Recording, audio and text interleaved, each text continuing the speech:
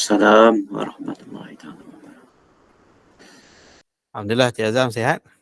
Sihat alhamdulillah, Tengku.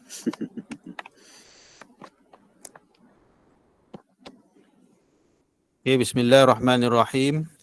Assalamualaikum warahmatullahi wabarakatuh. Alhamdulillah rabbil alamin. Wassalatu wassalamu ala asyrafil mursalin wa ala alihi wa sahbihi ajma'in. Subhanaka la ilma lana illa ma 'allamtana innaka antal alimul hakim. Rabbi shrah li sadri wa yassir li amri wahlul 'uqdatam min lisani yafqahu qawli. Tuan-tuan dan puan-puan, sidang hadirin serta hadirat yang dirahmati sekalian. Bagi memberkati program kita pada pagi ini, marilah kita mulakan dengan membaca Ummul Kitab Al-Fatihah. Bismillahirrahmanirrahim.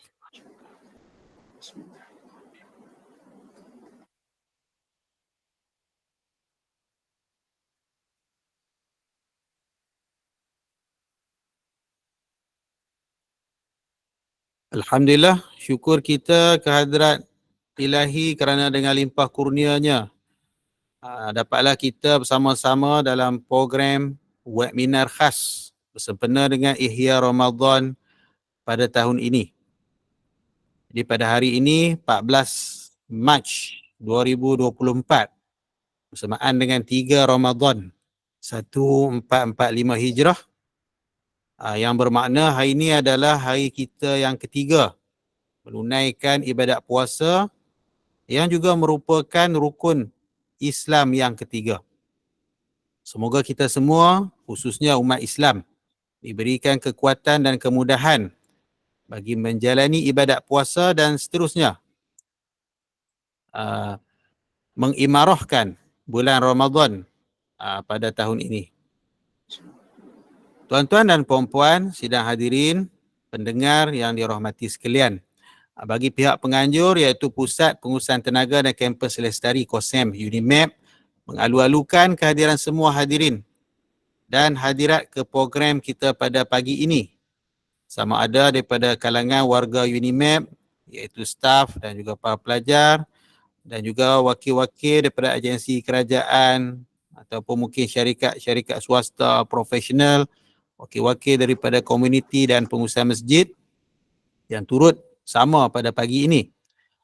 Sebagai maklumat tambahan, sesi webinar ini juga turut disiarkan secara langsung melalui FB Live UNIMAP. Tuan-tuan dan puan-puan, hadirin hadirat yang dirahmati sekalian, pada pagi ini kita memilih satu tajuk yang berkaitan dengan pemeliharaan alam sekitar dan juga mempunyai elemen-elemen pengimarahan masjid dan juga bulan Ramadan, iaitu rumah ibadat hijau, pelaksanaan pembangunan lestari ataupun SDG dalam pengurusan masjid. Dan bagi membincangkan berkenaan tajuk ini, pihak KOSEM telah menjemput Encik Muhammad Muhtazam bin Nurdin selaku pengurus tenaga lestari daripada Malaysian Green Technology and Climate Change Corporation MGTC. Assalamualaikum, Cik Azam. Waalaikumsalam, Tengku. Ya, pihak Urustia, alhamdulillah. Pihak Urustia merakamkan ucapan terima kasih kepada Cik Azam kerana telah menerima jemputan pada kali ini yang merupakan kali ketiga. Ya. Ya, tajuk ini kita ke udara buat kali ketiga. Dan juga secara umumnya kepada pihak MGTC yang memberikan sokongan untuk menjayakan program pada pagi ini. Tuan-tuan dan puan-puan, isu utama kita adalah perubahan iklim ataupun climate change, yang mana ia menjadi isu yang dibimbangkan bukan setakat di negara kita tetapi juga di peringkat antarabangsa. Kesan-kesan perubahan iklim seperti ketidaktentuan cuaca boleh dirasai oleh kita di negara ini, yang mana berpunca daripada pemanasan global. Untuk pengetahuan Cik Azam, di kita di Perlis ni sangat panas lah. Ya ke? Tengku. Sangat panas terik lah. Kalau di sini dia kata panas apa? Lit lah. Jadi bagi mengatasi salah satu mitigation yang dibuat adalah Malaysia memberikan komitmen mengurangkan intensiti pelepasan gas rumah hijau sehingga 45% menjelang tahun 2030. Jadi bagi merealisasikan hasrat tersebut, pelbagai usaha telah dijalankan oleh pihak kerajaan. Dan salah satunya adalah melibatkan satu fokus group yang melibatkan rumah-rumah ibadat yang mana dinamakan program rumah ibadat hijau. Jadi tuan-tuan dan puan-puan, jadi banyaklah program yang dijalankan di peringkat rumah ibadat hijau yang terpilih di seluruh negara kita yang mana meliputi pelbagai aspek SDG yang dijalankan. Jadi insya-Allah penceramah kita Encik Azam akan mengupas dengan lebih lanjut berkenaan program rumah ibadat hijau, aktiviti-aktiviti yang dijalankan dan juga pencapaian-pencapaian yang telah dicapai dan best practices yang dijalankan di setiap rumah ibadat ini yang boleh dijadikan contoh oleh kita semua.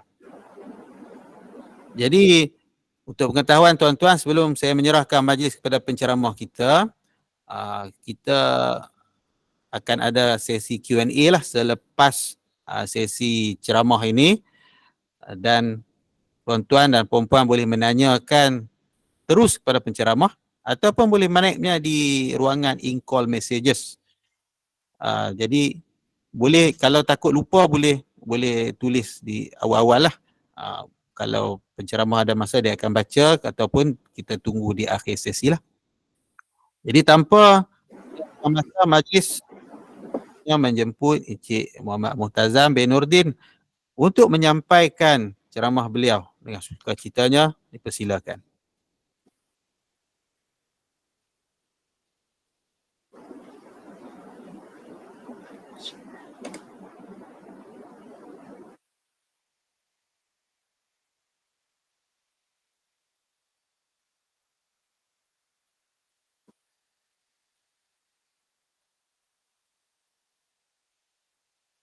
Assalamualaikum. Nampak ke slide saya?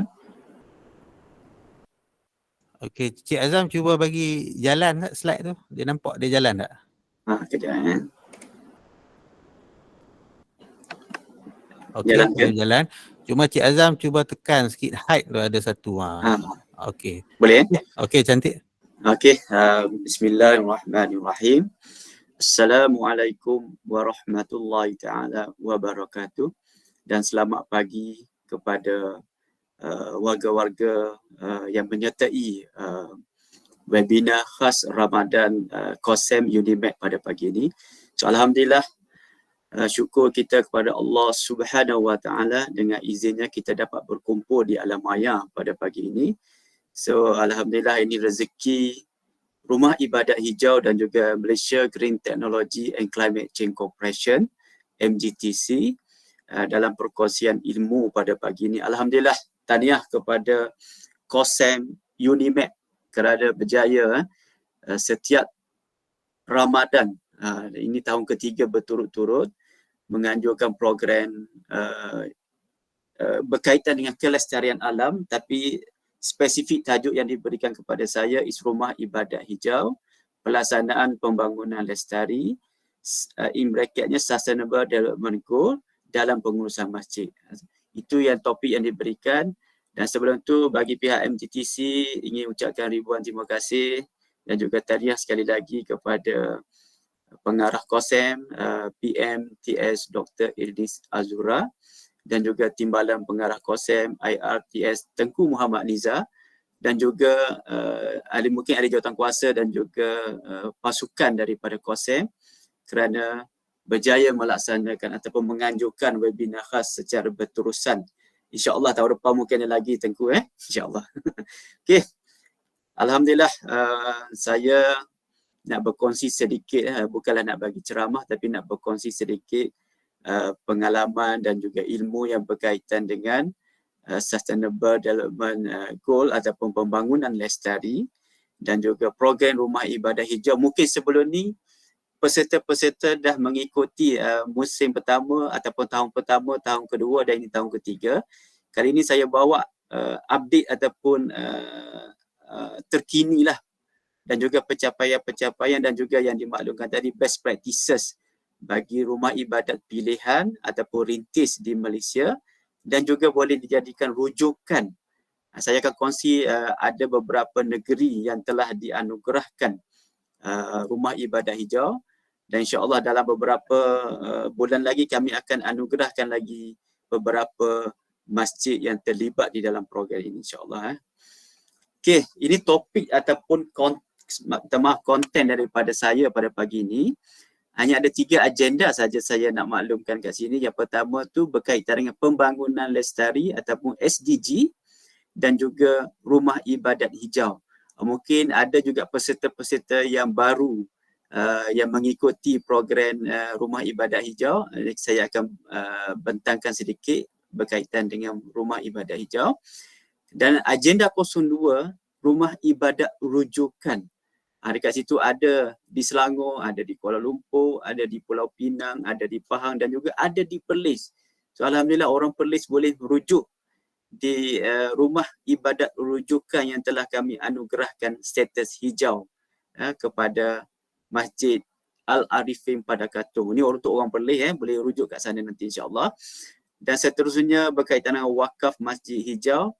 Yang ni pun saya akan update sedikit projek-projek yang telah yang pertama saya akan update jumlah terkumpul dana wakaf Masjid Hijau sehingga Januari 2024, dan juga agihan dan juga projek-projek wakaf Masjid Hijau ataupun projek-projek teknologi hijau di rumah ibadat yang telah terpilih dengan menggunakan dana wakaf Masjid Hijau. Yang ini tahniah kepada pewakaf wakaf Masjid Hijau yang melalui Yayasan Wakaf Malaysia. Okey, topik pertama saya ataupun perkongsian pertama saya pada pagi ini, pengenalan kepada pembangunan lestari ataupun Sustainable Development Goal. Saya harap tuan dan puan di dalam platform pada pagi ini dah ada knowledge ataupun dah ada pengetahuan berkaitan dengan SDG yang telah dilancarkan. So dalam kes ni ada 17 SDG yang berkaitan yang telah dilancarkan oleh dunia melalui United Nations tu, Matlamat Pembangunan Mapan ada 17. Yang pertama, yang ni secara keseluruhan, nanti kita pergi satu persatu dia punya SDG by SDG nanti insya-Allah. Yang pertama tu tiada kemiskinan, kedua tu kelaparan sifar, yang ketiga kesihatan baik dan kesejahteraan, SDG nombor 4 pendidikan berkualiti, SDG nombor 5 kesamarataan jantina, ke-6 air bersih dan sanitasi, ke-7 tenaga berpatutan dan bersih, ke-8 pekerjaan layak dan pembangunan ekonomi, ke-9 industri inovasi dan infrastruktur, ke-10 mengurangkan ketidaksamaan, ke-11 bandar dan masyarakat mapan, 12 penggunaan dan pengeluaran bertanggungjawab, ke-13 tindakan iklim, ke-14 kehidupan dalam air, ke-15 kehidupan di darat, dan ke-16 keamanan, keadilan dan pertubuhan hukum, dan yang terakhir kerjasama demi matlamat. Ini adalah 17 SDG, dan sepanjang perkongsian saya pada pagi ini, bila masuk ke projek-projek yang melibatkan masjid dan juga rumah ibadat, kita akan kaitkan SDG mana yang terkait di dalam program-program rumah ibadat hijau yang telah kami laksanakan. Okey, kita pergi satu persatu. Daripada SDG 1, tiada kemiskinan. So SDG 1 ni dia fokus kepada 5 perkara. Yang pertama tu pembasmian kemiskinan yang melampau. Pengurangan semua kemiskinan kepada separuh, daripada total pergi ke separuh dia kurangkan. Pelaksanaan sistem perlindungan sosial dan pada peringkat nasional, ini mungkin nasional punya level lah. Mungkin kita boleh relate juga dengan peringkat-peringkat rumah ibadat ataupun masjid pilihan. hak sama rata untuk pemilikan perkhidmatan asas, teknologi dan sumber ekonomi. Dan yang kelima, pembinaan daya tahan terhadap persekitaran, ekonomi dan juga bencana sosial.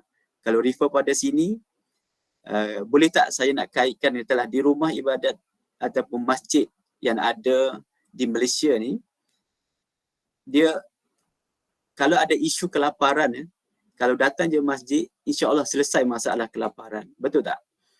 Ingat tak sepanjang tahun 2020 dan sampai sekarang masih ada lagi dia panggil gerobok rezeki. Pernah dengar tak gerobok rezeki tu? Kalau ada kelaparan ataupun ada kemiskinan ataupun kelaparan, kita boleh pergi ke masjid untuk dapatkan bantuan dari segi makanan yang asas, seperti beras ke, gula ke dan seterusnya. Dan juga kalau nak libatkan pengurangan kemiskinan tu biasanya tak adalah kepada peringkat rumah ibadat ataupun masjid. Yang ni berkaitan dengan peringkat nasional lah. Sebab tu ada wujudnya macam dengan golongan-golongan B40, M50 dan seterusnya. Dan itu SDG nombor 1 berkaitan dengan kalau boleh nak kurangkan kemiskinan di dalam negara dan juga mungkin di dalam komuniti setempat. Dan kita balik kepada seterusnya kepada SDG nombor 2 yang ni mungkin related dengan masjid tadi ataupun rumah ibadat, kelaparan sifar. Kita kalau boleh dalam komuniti kita tu tidak ada yang terbiar ataupun tidak ada yang dibiarkan dalam keadaan kelaparan. Ini yang berkait dengan SDG nombor 2 lah. Kalau ikutkan sini ada 6 fokus area ataupun aspek yang kita tengok kat sini. Dia mengakhiri rasa lapar dan meningkatkan akses kepada bekalan makanan, menamatkan semua bentuk kekurangan zat makanan, produktiviti pertanian, sistem pengeluaran makanan lestari dan seterusnya. You bayangkanlah dekat masjid di bawah beberapa program rumah ibadat hijau. Kita yang pertama tadi macam gerobok rezeki kita pun dah ada. Produktiviti pertanian, contoh di beberapa masjid kita galakkan penanaman secara hidroponik dan juga fertigasi di sekitar masjid. So dekat situ juga boleh membantumu untuk mengurangkan kelaparan sifar tadi ataupun boleh menambah pendapatan kepada golongan-golongan asnaf dan juga B40 yang ni berkaitan dengan masjid. Kita ada contoh-contoh masjid yang telah melaksanakan. Contoh yang terbaru, rezeki saya solat di Masjid Al-Hasanah Bandar Baru Bangi dan jumpa Biro Kebajikan dan juga Biro Pembangunan. Dia telah menanam selain daripada sayur-sayuran dan juga herba-herba, dia juga telah menanam sebanyak 100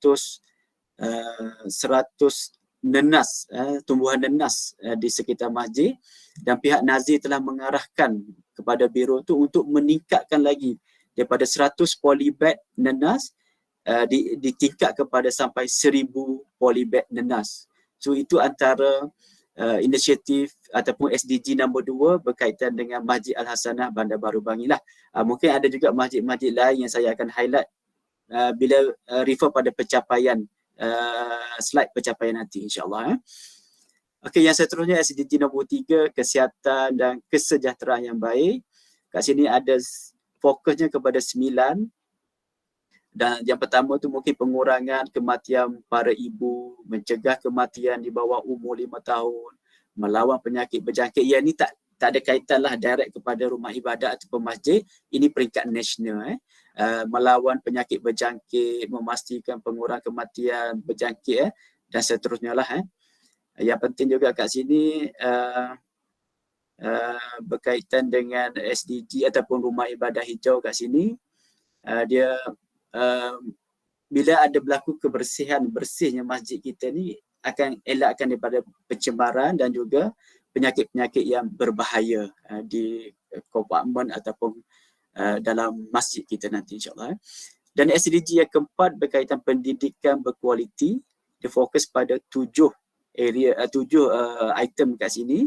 Pendidikan percuma bagi peringkat premier dan menengah. Kalau kita relate kepada SDG nombor 4 dengan rumah ibadat ataupun masjid, kat sini sebenarnya dekat masjid lah tempat yang paling banyak pendidikan ataupun perkongsian ilmu secara percuma. Kalau rajin je masuk je kuliah-kuliah selain daripada untuk program rumah ibadat hijau, kita selitkan selain daripada keagamaan dan imarahkan masjid tadi tu, kita masukkan juga macam hadis-hadis yang berkaitan dengan kelestarian alam sekitar. So kalau kita buat tu, apa impak dia kepada alam sekitar? Menjadi pusat, selain pada pusat pendidikan dan juga pusat pemangkin kelestarian alam sekitar di rumah-rumah ibadat. Yang ini sebenarnya di bawah SDG nombor 4 dan pendidikan lah, di bawah pendidikan. Dan seterusnya, bayangkan nombor 6 tu celik huruf dan numerasi. Itu sebenarnya dekat masjid juga. Selain daripada keagamaan, ada juga sekolah kafah, ada juga sekolah tahfiz untuk mengelakkan daripada anak-anak kita ni daripada terus kalau relate kepada keagamaan, dia terus dia celik huruf dan numerasi kan. Kalau pergi kepada yang kafah tu adalah subjek-subjek yang konvensional dan juga keagamaan lah. Ke SDG nombor 5, kesamarataan gender. Yang ini sebenarnya kita nak bagi kat sini menamakan keganasan dan eksplorasi terhadap wanita dan memastikan penyertaan penuh wanita dalam kepimpinan. Bayangkanlah di masjid-masjid kita ni ataupun rumah ibadat kita ada je biru-biru muslimat atau biru-biru muslimat lah yang menguruskan berkaitan. Kita ada bagi peluang kepada kaum Hawa dekat sini untuk menyertai ataupun menerajui beberapa biru-biru di dalam organisasi, terutama di dalam rumah ibadat ataupun masjid-masjid pilihan dan seterusnya. Dan SDG yang ke-6 ni kebersihan air dan sanitasi. So kat sini bekalan air minum yang selamat dan pada harga yang berpatutan.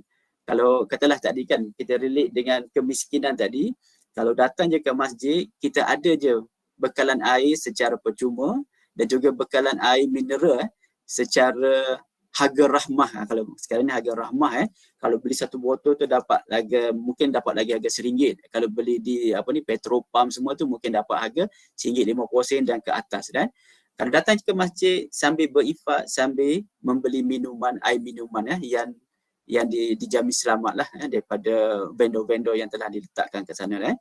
Dan seterusnya ni berkaitan dengan kecekapan. Item nombor 4 tu meningkatkan kecekapan penggunaan air dan memastikan bekalan air mentah yang mencukupi. Bayangkanlah dalam pihak usaha rumah ibadat hijau ni, kita bukan bergantung pada air daripada city water air daripada syarikat-syarikat air. Kita juga ada inisiatif untuk tambah panggil sumber alternatif. Contohnya daripada telaga tube ataupun boring, kita sedut air daripada tanah, kita proses dan kita bekalkan air. Dan juga ada juga penuaian air hujan. Air hujan daripada terbiar kita tadah ataupun kita tuai dan kita filter sedikit, kita bagi kepada pencuci untuk konsep cuci dan juga siraman landscape. So kita boleh jimatkan air daripada syarikat air tadi. Yang syarikat air tu kita guna untuk sepatutnya lah. Bila air hujan yang kita rawat tadi ataupun air boring tadi kita guna pakai dan kegunaan yang tertentu sahaja. Itu dari segi SDG nombor 6 yang saya boleh relate dengan program rumah ibadat hijau. Dan SDG nombor 7 yang ini yang sangat ketara lah. Tenaga yang berpatutan serta bersih. Contoh kat sini tenaga moden. Katalah dekat masjid ataupun rumah ibadat kita tu ada yang lampu LED, ada penghawa dingin cekap tenaga, ada pili cekap air, dan yang kalau lagi bagus di masjid kita tu ada sistem solar, PV solar lah ataupun tenaga yang boleh diperbaharui. Contoh dalam program-program yang saya nak kongsi pada hari ini, kita akan tengok demi masjid yang telah melalui program rumah ibadat hijau dan juga telah diiktiraf sebagai rumah ibadat hijau. So item SDG nombor 7 ni banyak comply di program rumah ibadat hijau. Dan seterusnya SDG nombor 8, pekerjaan memuaskan dan pertumbuhan ekonomi. So kaitan ni berkaitan dengan perkembangan ekonomi mampan dan menyeluruh, pekerjaan penuh dan produktiviti serta pekerjaan layak kepada semualah. Ini SDG 8. Yang ini agak sukar sikit lah untuk saya nak elaborate lebih. SDG nombor 8 dia just mempromosikan perkembangan ekonomi mapan lah. Dia tak ada direct kepada program rumah ibadat hijau lah. Kita pergi pada SDG nombor 9, industri inovasi dan infrastruktur. Saya nak highlightkan kat sini berkaitan dengan pembangunan teknologi domestik dan kepelbagaian industri dan juga pembangunan infrastruktur yang mapan untuk negara membangunlah. Contoh dalam ini, dalam masjid tu ada pembangunan infrastruktur yang mapan macam tadi lah. Dia banyak berkait dengan SDG nombor 7, tenaga yang bersih dan berpatutan dan serta bersih. Dan juga komunikasi ataupun teknologi dan komunikasi. So saya dapati kebanyakan masjid dah user kepada internet, di-provide dengan wifi dan boleh menggunakan teknologi dan juga untuk berkomunikasi di dalam masjid. So SDG nombor 10 ni mengurangkan ketidaksamaan lah. Yang ni ada lebih kurang 7 ke 8 tu, mengurangkan ketidaksamaan pendapatan. Ini susahlah bagi peringkat masjid, agak sukar, tapi mungkin ini peringkat nasional. Kalau boleh dia nak rapatkan antara gap golongan-golongan tadi. Cuma di dalam program Rumah Ibadat Hijau, kita ada program kepada asnaf. So dalam kes ni, asnaf tu ataupun golongan B40, dia dah ada pendapatan, tapi dia boleh tingkatkan pendapatan di dalam program Rumah Ibadat Hijau. Contoh, saya bagi lagi Masjid Al-Hasanah Bandar Baru Bangi. Selain daripada hidroponik yang dia hasilkan tu, dia dapat kontrak dengan restoran-restoran ulama di sekitar Bangi. Dan juga production yang banyak, lebihan tu dia hasilkan satu final product daripada masjid. Dia beri nama jus pegaga dengan 4 perisa. So daripada jus pegaga tu, dalam masjid tu sendiri ada industri kecil sederhana.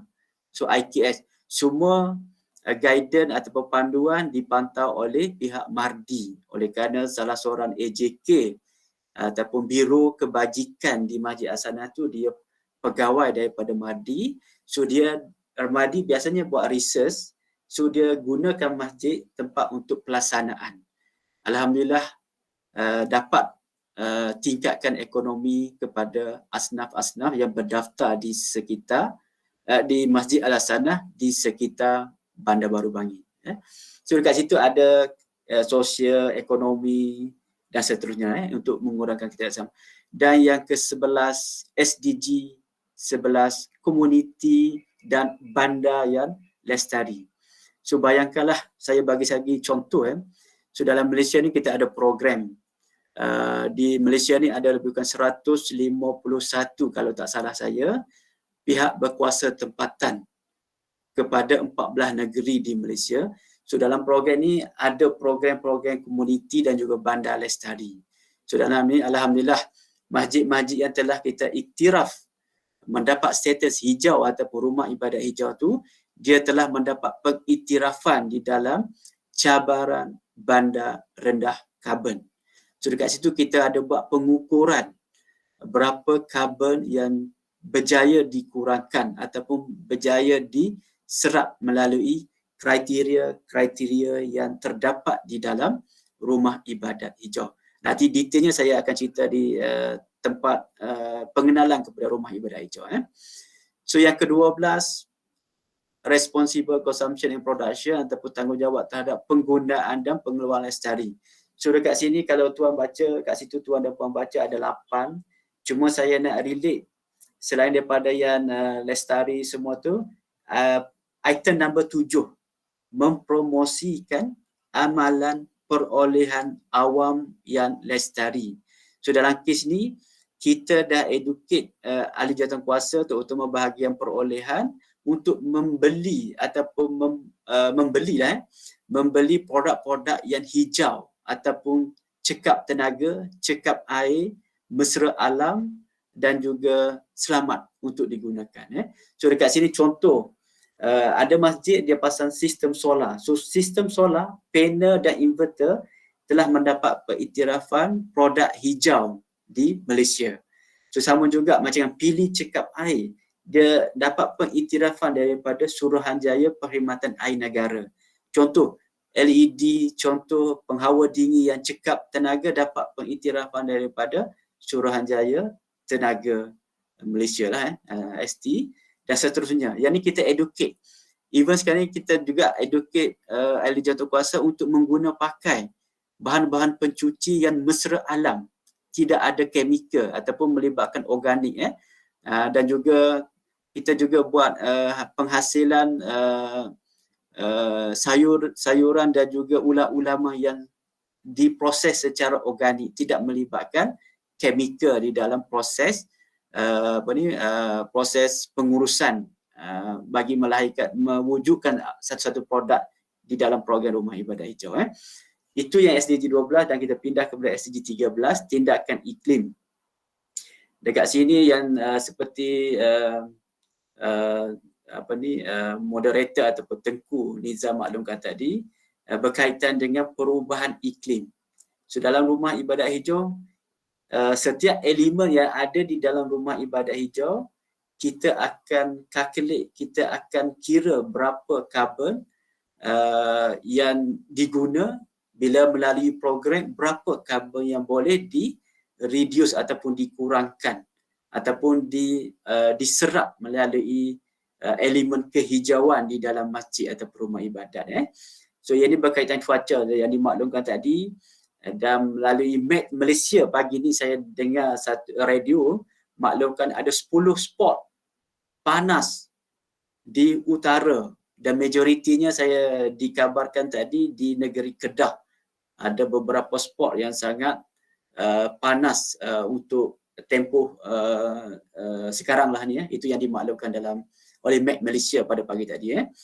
Yang ini berkaitan tadilah apa-apa yang kita buat dalam program terutama yang Rumah Ibadah Hijau ni, kita relate dengan apakah impak kepada tindakan iklim ataupun perubahan iklim yang berlaku sekarang. Okey, yang SDG 14, kehidupan di dalam air, yang ini berkaitan dengan pencemaran lah. Apa-apa yang related dalam program ini, katalah kita ada pencuci yang menggunakan kimia ataupun bahan-bahan yang toksik tu, dia akan mengalir ke dalam pencemaran sungai ke longkang pergi sungai dan terusnya sampai ke laut. Dan juga kita nak memulihkan ekosistem lah. Kalau ikan sebelum ni ataupun spesies ikan sebelum ni ada dekat situ, tiba-tiba kita guna pakai sumber-sumber asli ni, menyebabkan ekosistem dia pupus. Itu berkaitan dengan SDG 14. Dan SDG 15 berkaitan dengan kehidupan di atas darat. Tadi di dalam air, ini di atas darat. Ini samalah kat sini ni. Contoh, kita nak pelihara pokok-pokok yang ada di tanah Malaysia kan. Contoh, sebab itulah dalam program ni kita galakkan rumah ibadat atau masjid dia tanam pokok. Pokok ni ada dua tuan dan puan, pokok teduhan dan juga pokok renek ataupun pokok pokok bunga, pokok renek dan juga pokok teduhan. Pokok teduhan ni biasanya tinggi dan dia kebolehan untuk serap karbon sangat besar berbanding dengan pokok-pokok yang renek ataupun pokok-pokok yang hiasan di sekitar masjid kita. Okey, SDG 16, keamanan dan keadilan, ini berkaitan dengan nasional lah ataupun dunia dan nasional. Yang penting kat sini pembangunan lestari lah. Kalau apa-apa pembangunan ini kena consider lah kepada kelestarian alam. Dan juga perkongsian untuk matlamat ni SDG 7, yang ni untuk inilah untuk kerjasama demi matlamat. Contoh kat sini ni adalah hari ni pun kalau kita buat perkongsian untuk matlamat, boleh consider SDG 17 juga. Macam hari ni MDTC dah buat perkongsian melalui COSEM. COSEM juga boleh buat, bukan boleh claim, tapi sebenarnya ada secara secara officialnya adalah SDG Malaysia.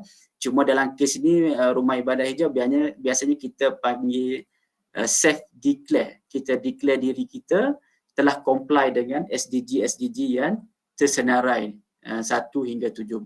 Cuma majoriti untuk program Rumah Ibadat Hijau dia hanya comply melalui measurement hanya 5 SDG sahaja daripada 17.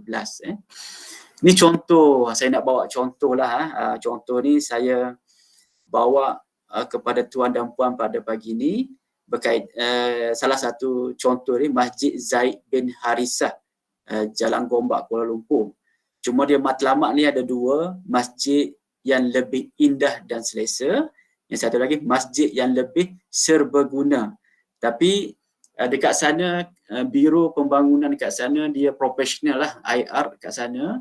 Dia pun memang involve dengan SDG di dalam projek-projek bersama Jabatan Pengairan dan Saliran.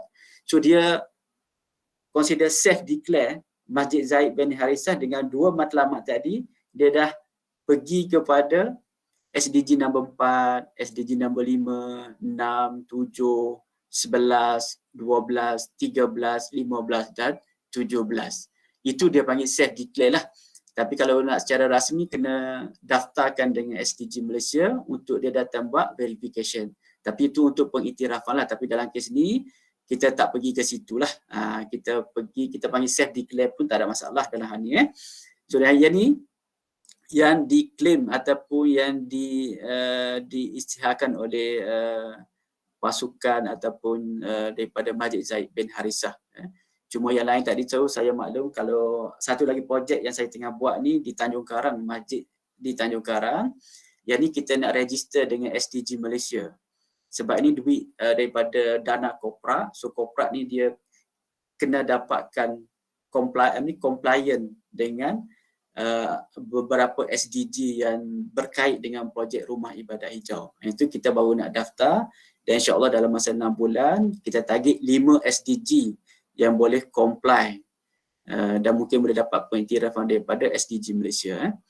Okey, ini rezeki saya juga berkongsi di dalam kursus pemantapan profesionalisme tata kelola masjid. Yang ini telah dianjurkan oleh Institut Latihan Islam Malaysia, kampus utama Bangi, dan saya dapat rezeki slot saya satu hari, slot pagi kami bawa peserta-peserta daripada JAKIM, Majlis Agama Islam Negeri dan juga Jabatan Agama Islam Negeri untuk menziarah dan untuk tengok sendiri pelaksanaan SDG yang terkait di Masjid Al-Hasanah Bandar Baru Bangi.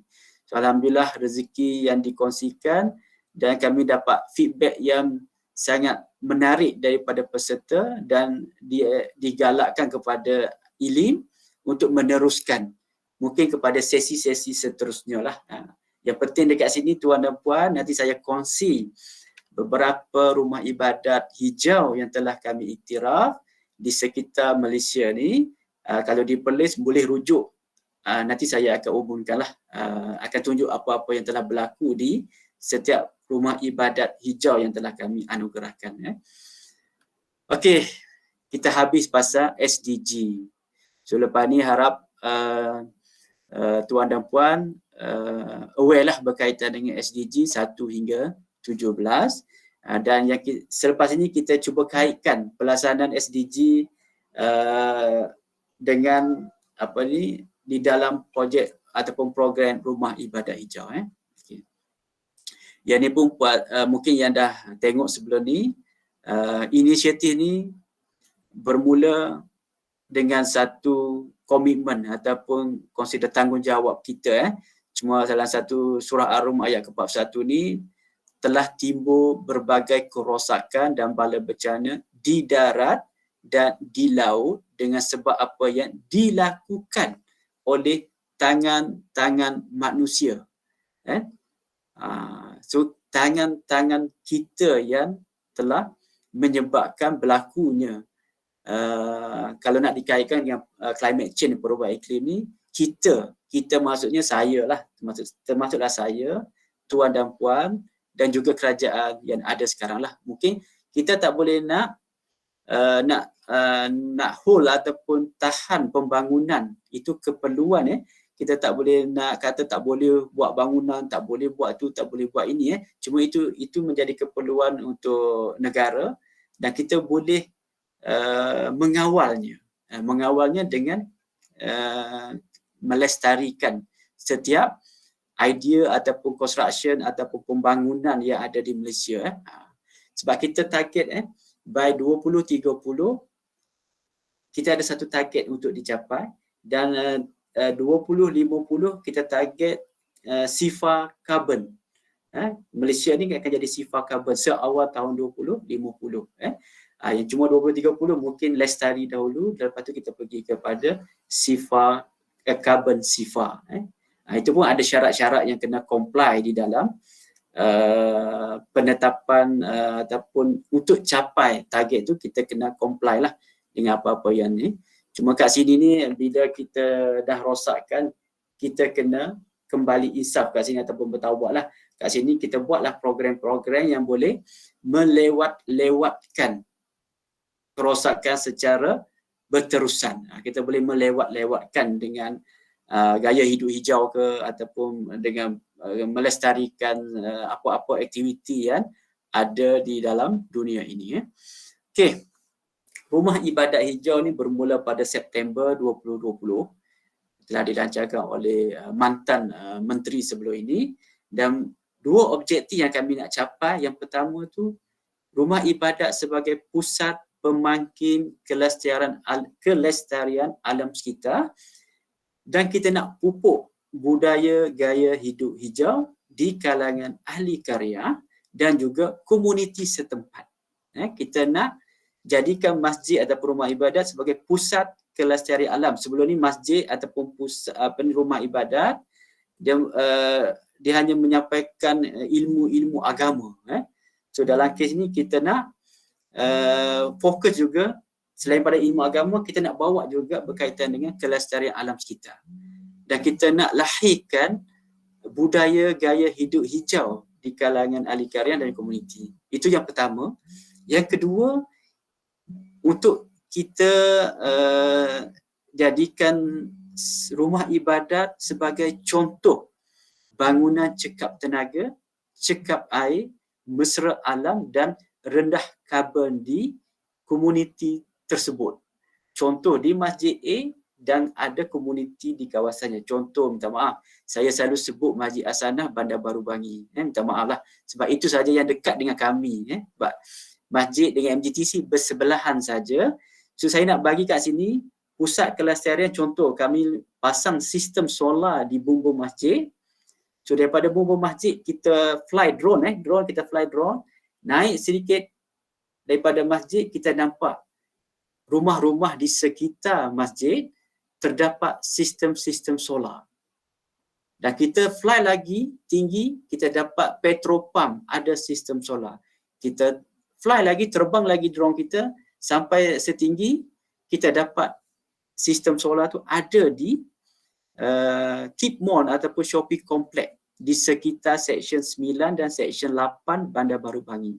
Dekat situlah kita nak jadikan satu, kita sampaikan teknologi dan orang boleh rasai penjimatannya, dan orang akan replicate ataupun komuniti akan replicate ataupun karya tu akan replicate. Selain daripada sistem solar, ada sistem yang lain lah. Contoh lampu LED, contoh penghawa dingin cekap tenaga, pilih cekap air dan seterusnya. Dan yang paling penting dekat sini, yang sangat berjaya di Masjid Hasanah, pengumpulan ataupun pengumpulan dan pengurusan sisa terpakai. So kat sini di masjid ni ada dua. Yang pertama 3R, mengamalkan 3R tu, macam tin, plastik, kertas semua tu, dan satu lagi minyak masak terpakai. So dalam kes ni Kariah dia amalkan budaya gaya hidup hijau. Sebelum ni mungkin dia tuangkan ke dalam sinki dan terus pergi ke longkang, dan sekarang ni dia kumpul dan infakkan kepada masjid. So hasil duit infak diguna pakai untuk program imarahkan masjid. Itu konsep yang dah berjaya, dan alhamdulillah kami dah replicate konsep-konsep ini kepada beberapa masjid yang terpilih di dalam program Rumah Ibadat Hijau. Okey, yang seterusnya kita nak budayakan pembudayaan gaya hidup hijau. So kita bermula daripada peringkat Malaysia ataupun nasional, kita akan pergi ke negeri-negeri pilihan, kita akan masuk ke daerah-daerah pilihan, dan juga kita akan pergi kepada rumah ibadat dan juga komuniti yang terpilih. Contoh kalau di Perlis, area Kangang, bertempat di Masjid Al-Arifin pada Katong. Itu saya dah umumkanlah. Lepas ni boleh refer dekat Masjid Arifin. Dan hari ni saya follow Facebook Masjid Arifin. Program kami buat sebelum ni gotong royong ataupun kudah kutip sampah sambil riadah. So pagi ni pihak masjid dia upload gotong royong bersama pelajar-pelajar. Sebelum ni kami bawa pelajar datang ke Masjid Arifin dan kita bagi perkongsian ilmu berkaitan kelestarian alam dan gaya hidup hijau. So nampak hari ni dia pihak masjid dia upload foto-foto gotong royong bersama pelajar-pelajar. Tu dia konsep tu dia berterusan di peringkat rumah ibadat hijau yang telah diiktiraf. Dan ini berkaitan dengan elemen hijau yang saya nak masukkan tadi, yang sebutkan tadi, elemen hijau di dalam rumah ibadat hijau. Kalau biasa fizikal saya survey, kalau perkongsian ilmu secara fizikal saya survey berapa ramai yang dah maklum ataupun dapat info berkaitan dengan program rumah ibadat hijau. Cuma di platform Alam Maya ni saya just tanya, menjawab soalan saya itu diri sendiri saja. So elemen hijau yang kami tekankan dalam rumah ibadat hijau ni, yang pertama tu jimat penggunaan tenaga elektrik. Yang kedua jimat penggunaan air. Yang ketiga kurangkan pembuangan sisa. Yang keempat guna produk hijau. Contoh tadi kalau teknologinya macam solar, PD cekap air, lampu LED, penghawa cekap tenaga dan seterusnya. Pembuangan sisa tadi tu kita jadikan masjid pusat pengumpulan dan pengurusan. Dia ada masalah sikit kalau kita buat tempat pembuangan sampah, namanya tempat buat pembuangan sampah jadi landfill lah, pusat pelupusan sampah lah nanti. Cuma kali ni kita buat pusat pengumpulan dan pengurusan. Bila dah urus, dah banyak, kita buat jualan dan hasil jualan masuk kepada tabung masjid. Dan 4 elemen dan kita bergerak melalui pemboleh cara kat sini. Yang pertama tu kita nak tingkatkan kesedaran melalui pendidikan. Pendidikan ada tadi di bawah SDG berapa saya tak ingat, saya lupa. Ada pendidikan dalam SDG. Dan yang kedua tu menerapkan budaya gaya hidup hijau. Yang ketiga mewujudkan mekanisme sumbangan hijau. Yang ni ada peringkat pusat. Kami bekerjasama dengan Yayasan Wakaf Malaysia dan mungkin boleh buat di peringkat masjid-masjid tertentu ataupun masjid-masjid pilihan. Contoh yang insya-Allah yang terbaru ni pada minggu depan, insya-Allah kami akan lancarkan tabung hijau kepada salah satu masjid di Tanjung Karang. Sumbangan hijau, tabung hijau tu untuk sustainkan program-program di masjid tersebutlah. Kami dah buat projek, kami dah buat program melalui dana CSR daripada Kopra. Cuma dia nak sustainkan aktiviti tu, kita buat tabung hijau. Dari sini ahli karya boleh tabung dan kita boleh buat program berterusan dekat masjid tersebut lah.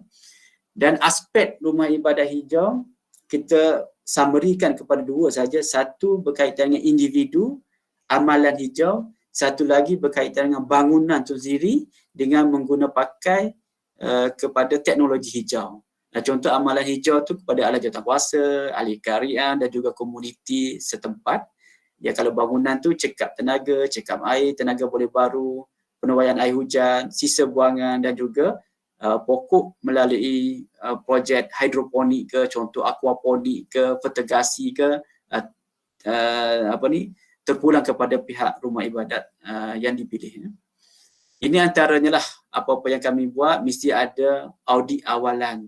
So audit awalan kami ni sebenarnya sebagai medical check-up lah. Selain pada medical check-up, kita tahu kat mana pembaziran dan juga kami buat penetapan baseline. Selepas ni apa-apa aktiviti yang berlaku akan reflect kepada baseline yang telah dipersetujui. Dan yang kedua, program kesedaran. Kami buat sama ada indoor ataupun outdoor dan mungkin secara fizikal dan mungkin secara macam hari ini ni consider secara alam maya lah. Boleh di-consider program kesedaran juga. Penyediaan kit rumah ibadat hijau ni, ini projek awal-awalan dahulu. Kami dapat modal sedikit daripada kementerian dan kami agih-agihkan kit rumah ibadat hijau lah.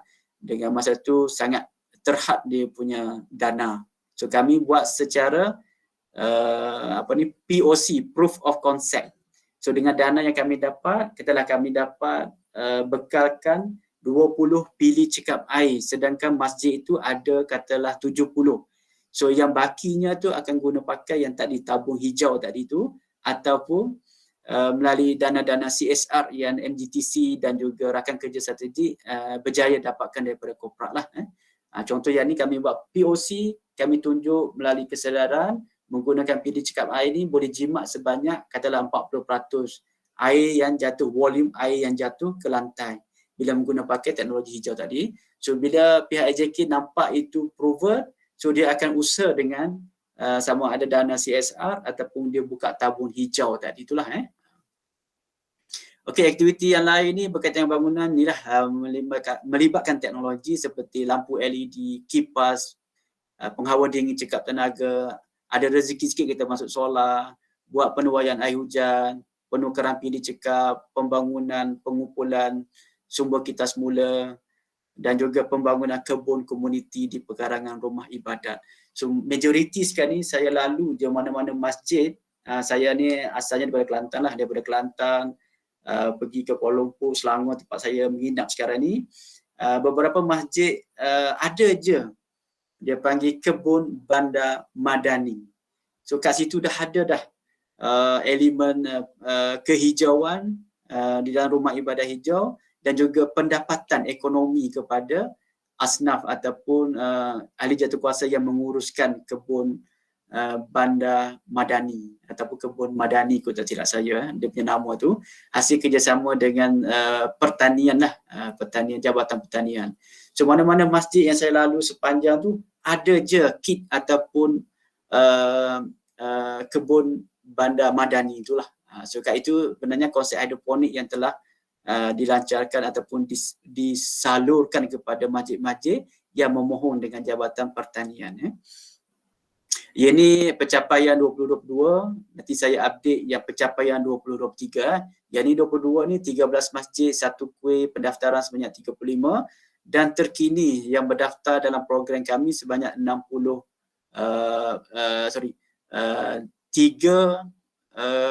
kuil dan 57 masjid yang berdaftar dalam program Rumah Ibadah Hijau lah. Cuma di Sabah dan Sarawak ataupun Borneo masih tidak ada permohonan ataupun tidak, mungkin marketing atau promotion daripada kami itu tak sampai ke sana lagi lah. Mungkin lepas ni ada rezeki kerana salah seorang daripada peserta daripada Institut Latihan Islam Malaysia tu datang daripada wilayah Persekutuan Labuan. Mungkin lepas ni Labuan ada satu lah mungkin, insyaAllah. Dan ini contoh-contoh masjid yang kami buat dan termasuklah satu kuil di Kajang di bawah konsepnya rumah ibadat angkat kepada agensi-agensi di bawah kementerian sebelum ini. Ini pencapaian juga yang pertama menarik minat daripada permulaan kami nak dapat 12 tu agak sukar. Kami banyaklah masuk ke majlis agama, jabatan agama untuk buat sebagai rakan kerja strategi untuk mempromosikan. Dan alhamdulillah sekarang daripada 12 tu dah dapat sampai 60. Cuma sekarang ni kami tak mampu nak menyelesaikan keseluruhan permohonan yang telah masuk dalam pengkalan data Rumah Ibadat Hijau MGTC lah. So dalam kes ini menarik minat peluang syarikat korporat untuk buat CSR, pendapat pengiktirafan, dapat juga garis panduan amalan hijau kepada rumah ibadat dan juga yang bukan terkini tapi masih berterusan wakaf Masjid Hijau. Nanti saya kongsi jumlah yang terkini dan projek-projek yang telah dilaksanakan di bawah dana wakaf Masjid Hijau. So ini pencapaian ataupun potensi daripada audit awalan tadi tu, daripada 13 masjid tadi tu, inilah portionnya. Sebenarnya dipuratakan daripada 13 masjid tadi, penjimatan sebanyak 316,000 setahun bersamaan dengan 633,000 kilowatt jam setahun ataupun dijadikan persentase lebih kurang 28.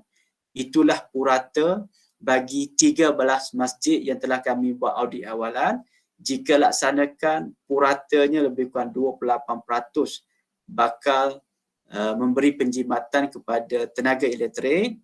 Dan ini 36% untuk penjimatan kepada kos elektrik. 36 kepada air, minta maaf. 28 kepada elektrik, 36 kepada air. Dan ini maaf sekali lagi saya tunjuk model yang telah dilaksanakan di Masjid Al-Sanah Bandar Baru Bangi. So yang kat sini ada air telaga tiup, ada sistem solar, PV, ada barang elektrik cekap tenaga, ada kebun bandar, ada pusat kita semula, ada pusat pengumpulan minyak masak terpakai, dan projek terakhir yang kami nak bangunkan bersama AJK Masjid Al-Sanah, sistem penuaian air hujan kepada 3 lokasi tandas. Sebab apa kami buat yang ni? Yang ini kami tidak ada rawatannya, tidak sampai membunuh kuman. So yang ni kita just ambil air hujan, kita collect air hujan, kita simpan dan kita rawat dari segi, kita filter sedikit, hasilnya akan pergi ke tempat tandas. Tandas tu kita hanya letak kepada flushing tangki tandas tu, yang kita nak buat flush tu, kita masuk air ke dalam tu saja. Dan kita bagi juga untuk siram pokok dan juga untuk cuci lantai.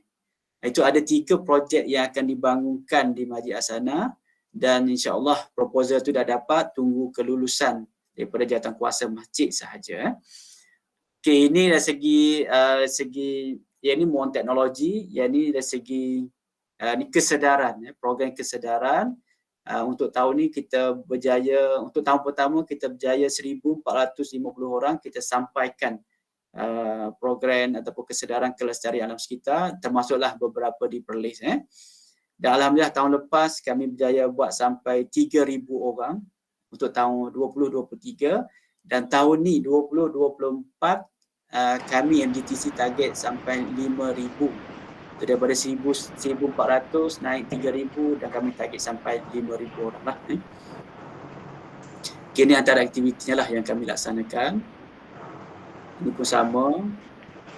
Dan ini dari segi teknologi, ada solar, ada pilih cekap air, ada tong kita semula, ada stiker kesedaran, ada penuaian air hujan, pengumpulan minyak masak terpakai, telaga tiup dan kebun bandar. Ini juga projek-projek yang telah kami laksanakan sepanjang tahun lepas berkaitan dengan teknologi hijau dan teknologi hijau lah. Kebanyakannya kami dah masuk 5 sistem solar di 5 lokasi ataupun 5 masjid yang berbeza lah. You refer pada yang sebelah kiri tu ada gambar-gambar masjid. Yang pertama tu, yang paling atas tu di Negeri Sembilan. Yang nombor 2 tu yang sebelah kanan, yang tu pergi kepada Melaka. Yang bawah tu Masjid Al-Sanah. Yang ketiga tu Bandar Jengka, dan yang bawah sekali tu Masjid Nurul Iman di Nipun Tebal, Pulau Pinang lah. Yang sebelah kanan tu kita ada juga penuaian air hujan secara yang low cost, yang kat bawah tu secara high cost. Yang kita ada kebun bandar, kita ada pilih cekap air dan juga kesedaran. Kita bawa komuniti atau karya, kita buat POC, Proof of Concept, bila pasang pilih cekap air. Kalau walaupun buka secara maksimum waktu, kita masih lagi dapat penjimatan 40 ke 60% air yang jatuh berbanding dengan yang pilih yang tidak cekap sebelum ni. Okey, itu saja berkaitan dengan pengenalan rumah ibadat hijau. Yang ni kita nak pergi ke rumah ibadat hijau rujukan.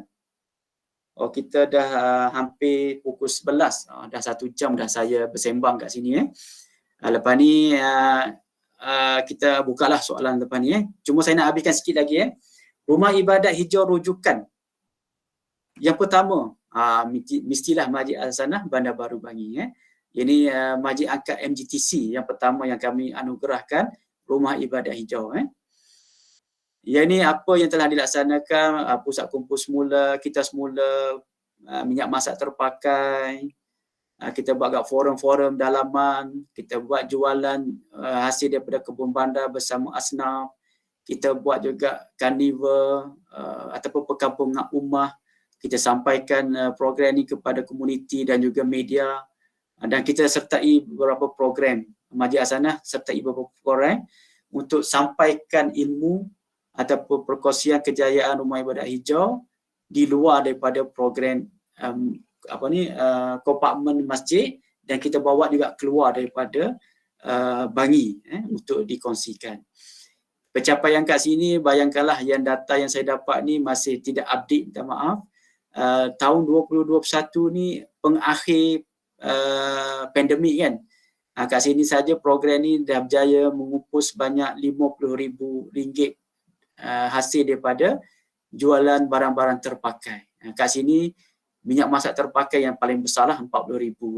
So alhamdulillah, refer pada statement daripada Tuan Nazir minggu lepas,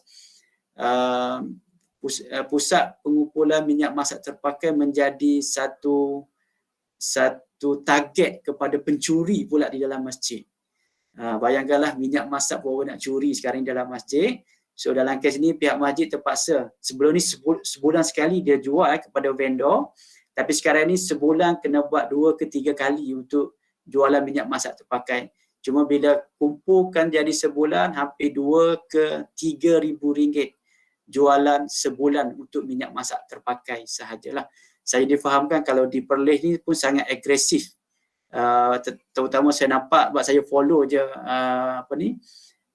Facebook daripada Unimap, saya nampak aktifnya ada jualan-jualan terpakai dan juga minyak masak terpakai. Teruskan tuan dan puan, bagi yang duduk di negara Perlis dan luar daripada Perlis, mungkin program ni boleh initiate di surau ataupun masjid-masjid karya anda masing-masing. Alhamdulillah, hasil dari program itu kita dah anugerahkan kepada Masjid As-Sanah ni 3 elemen. Elemen tenaga elektrik dia capai sampai 55%. Kita dah bagi dia pengiktirafan 5 diamond. Dalam pengiktirafan dah tak ada diamond dah yang nak diberi, maksimum hanya 5 diamond. Air pun sama, dapat 82%, 5 diamond. Sisa sahaja hanya dapat 1 diamond ataupun 1.9%. Dalam kes ni kami dengan AJK masih lagi educate.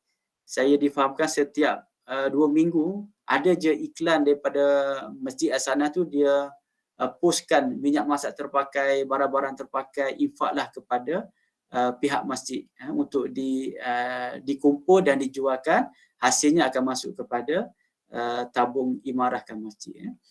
So ini di Masjid Zaid bin Harithah. Dekat sini AJK-nya sangat agresif. Dia berkongsi ilmu, banyak aktiviti luaran dan juga dalaman lah. Luaran tu macam ni lah, persidangan, pengurusan masjid dan surau Jumaat, wilayah persekutuan, pameran, program selawat dan munajat perdana, dan juga lawatan-lawatan daripada masjid dan juga Jabatan Agama Islam Persekutuan lah. So Masjid Zaid bin Harithah menjadi rujukan di Kuala Lumpur lah buat masa sekarang. Tapi apa-apa program ni kita bawa je. Contoh hari tu saya bawa AJK daripada Masjid Zaid datang ke program di Masjid Arifin pada Katong. Alhamdulillah, hasil silaturahim tu ada kerjasama pula Masjid Arifin dengan Masjid Zaid bin Harithah. Dia macam transfer teknologi. Nanti saya kongsilah apa transfer teknologi yang telah berlaku antara Masjid Arifin pada Katong dengan Masjid Zaid bin Harithah. Okay, ini antaranya yang kami buat kat sini, kebun bandar lestari. Dia panggil Laman Tani Masjid Zaid bin Harithah lah di sekitar masjid. Dan juga ada kerjasama dengan NGO untuk buat kajian. Tadi saya cakapkan penuaian air hujan. Yang ni kita nak tuai air wuduk pula.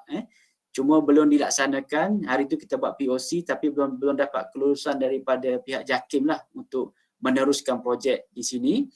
Dan juga ada kerjasama dengan Universiti Malaysia, program Ramadan Syawal Go Green tahun lepas. Tahun ni tak berlaku dah.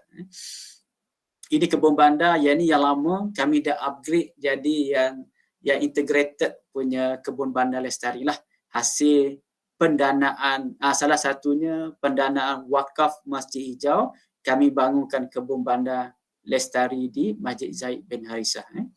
So hasil daripada situ, kami hanya anugerahkan ataupun pihak Masjid Zaid bin Harithah dia menyertai elemen tenaga elektrik saja dan dia dapat 5%, dia dapat 2 diamond. Ini di Pulau Pinang. Yang pertama di Pulau Pinang, Masjid Jami' Arakuda. Apa yang kami buat program sini banyak dengan komuniti. Macam dengan pembelian minyak masak terpakai. Nampak tak? Idaman juga kami invite untuk menyertai program ni lah. Kita buat sistem barter kat sini. You bawa minyak masak atau membawa barang terpakai, you dapat rebate lah. Ataupun masa yang kami buat tu dia dapat RM lah, cash, duit cash kepada yang menyumbang barang-barang terpakai di Masjid Jami' Arakuda. So hasil daripada situ dia juga dapat dana CSR daripada organisasi ataupun korporat. Dia buat penambahbaikan sistem pilih untuk sistem air lah. Kat sana ada tandas, ada pilih, ada penuaian air hujan, tapi berskala kecil. Oleh kerana consumption ataupun kegunaan tenaga elektrik di masjid ni agak rendah. So dana yang dapat tu kecil dan kami buat berskala kecil dan dapat juga impak. Tenaga elektrik dapat 17%, untuk air dapat 9%, dan kami bagi 3 dan juga 2 diamond kepada Masjid Jami' Arakuda.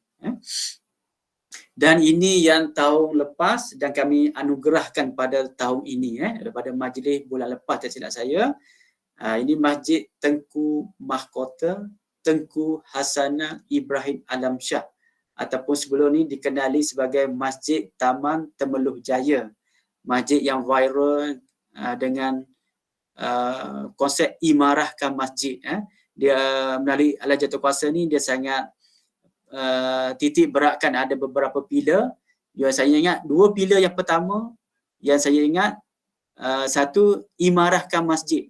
Bila dia buat konsep imarahkan masjid, dia berjaya juga tingkatkan pilar nombor 2, dia panggil jumlah kutipan infak ataupun sumbangan daripada karya. So pilar pertama dia ramaikan orang datang ke masjid. Pilar kedua, bila orang datang sumbangan meningkat. Dan alhamdulillah masjid ini masjid yang pertama saya jumpa. Dia juga dapat pengiktirafan imarahkan masjid daripada JAKIM. Dan dia juga memulakan, kalau pernah dengar jemaah subuh seperti Jumaat. Ia bermula di sinilah. Cuma yang membawa tu ahli jawatankuasa dan bukanlah seorang artis yang membawa konsep seperti yang dijayakan oleh Masjid Temeloh Jaya. So alhamdulillah kami dalam perancangan untuk organize Karnival Rumah Ibadat Hijau selama 1.5 hari.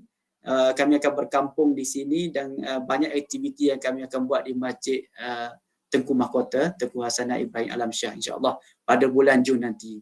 InsyaAllah kami akan invite rumah-rumah ibadat yang terpilih untuk mendapat pengiktirafan plak rumah ibadat hijau yang akan berlaku di Masjid Taman Temeloh Jaya ataupun Masjid Tengku Mahkota Tengku Hasanah Ibrahim Alamsyah.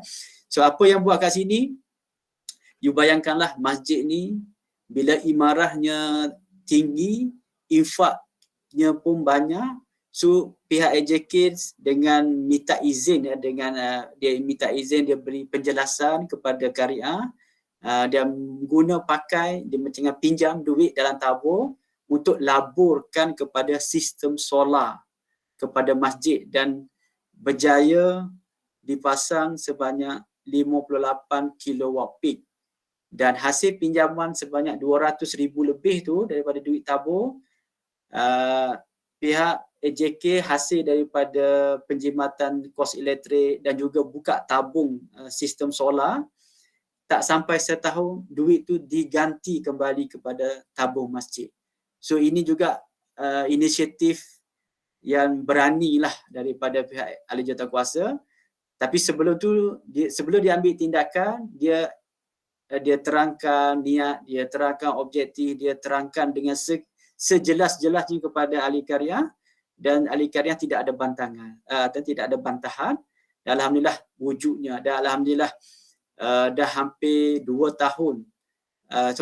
ke 3 tahun lah sistem solar beroperasi di masjid ini dan memberi banyak manfaat lah kepada pihak Masjid Tengku Hasanah. So dari segi juga kami buat juga program kebun bandar, kami buat juga pilih cekap air, dan pihak masjid juga telah renovate ataupun tukar daripada single flushing kepada dui button flush lah, kepada sistem tandas masjid dalam masjid. So hasil daripada situ kami anugerahkan tenaga elektrik sebanyak 4 diamond ataupun sebanyak 26%. Untuk air kita anugerahkan 5 diamond ataupun sebanyak 66%. Jumlah untuk dua elemen ni totalnya sebanyak 27%. Bila puratakan dua tu dapatlah 27% dan tarafnya dapat 4 diamond. Ini yang berlaku pada majlis bulan lepas, tak silap saya. So yang ni kita pergi kepada yang satu lagi yang baru kami nak anugerah.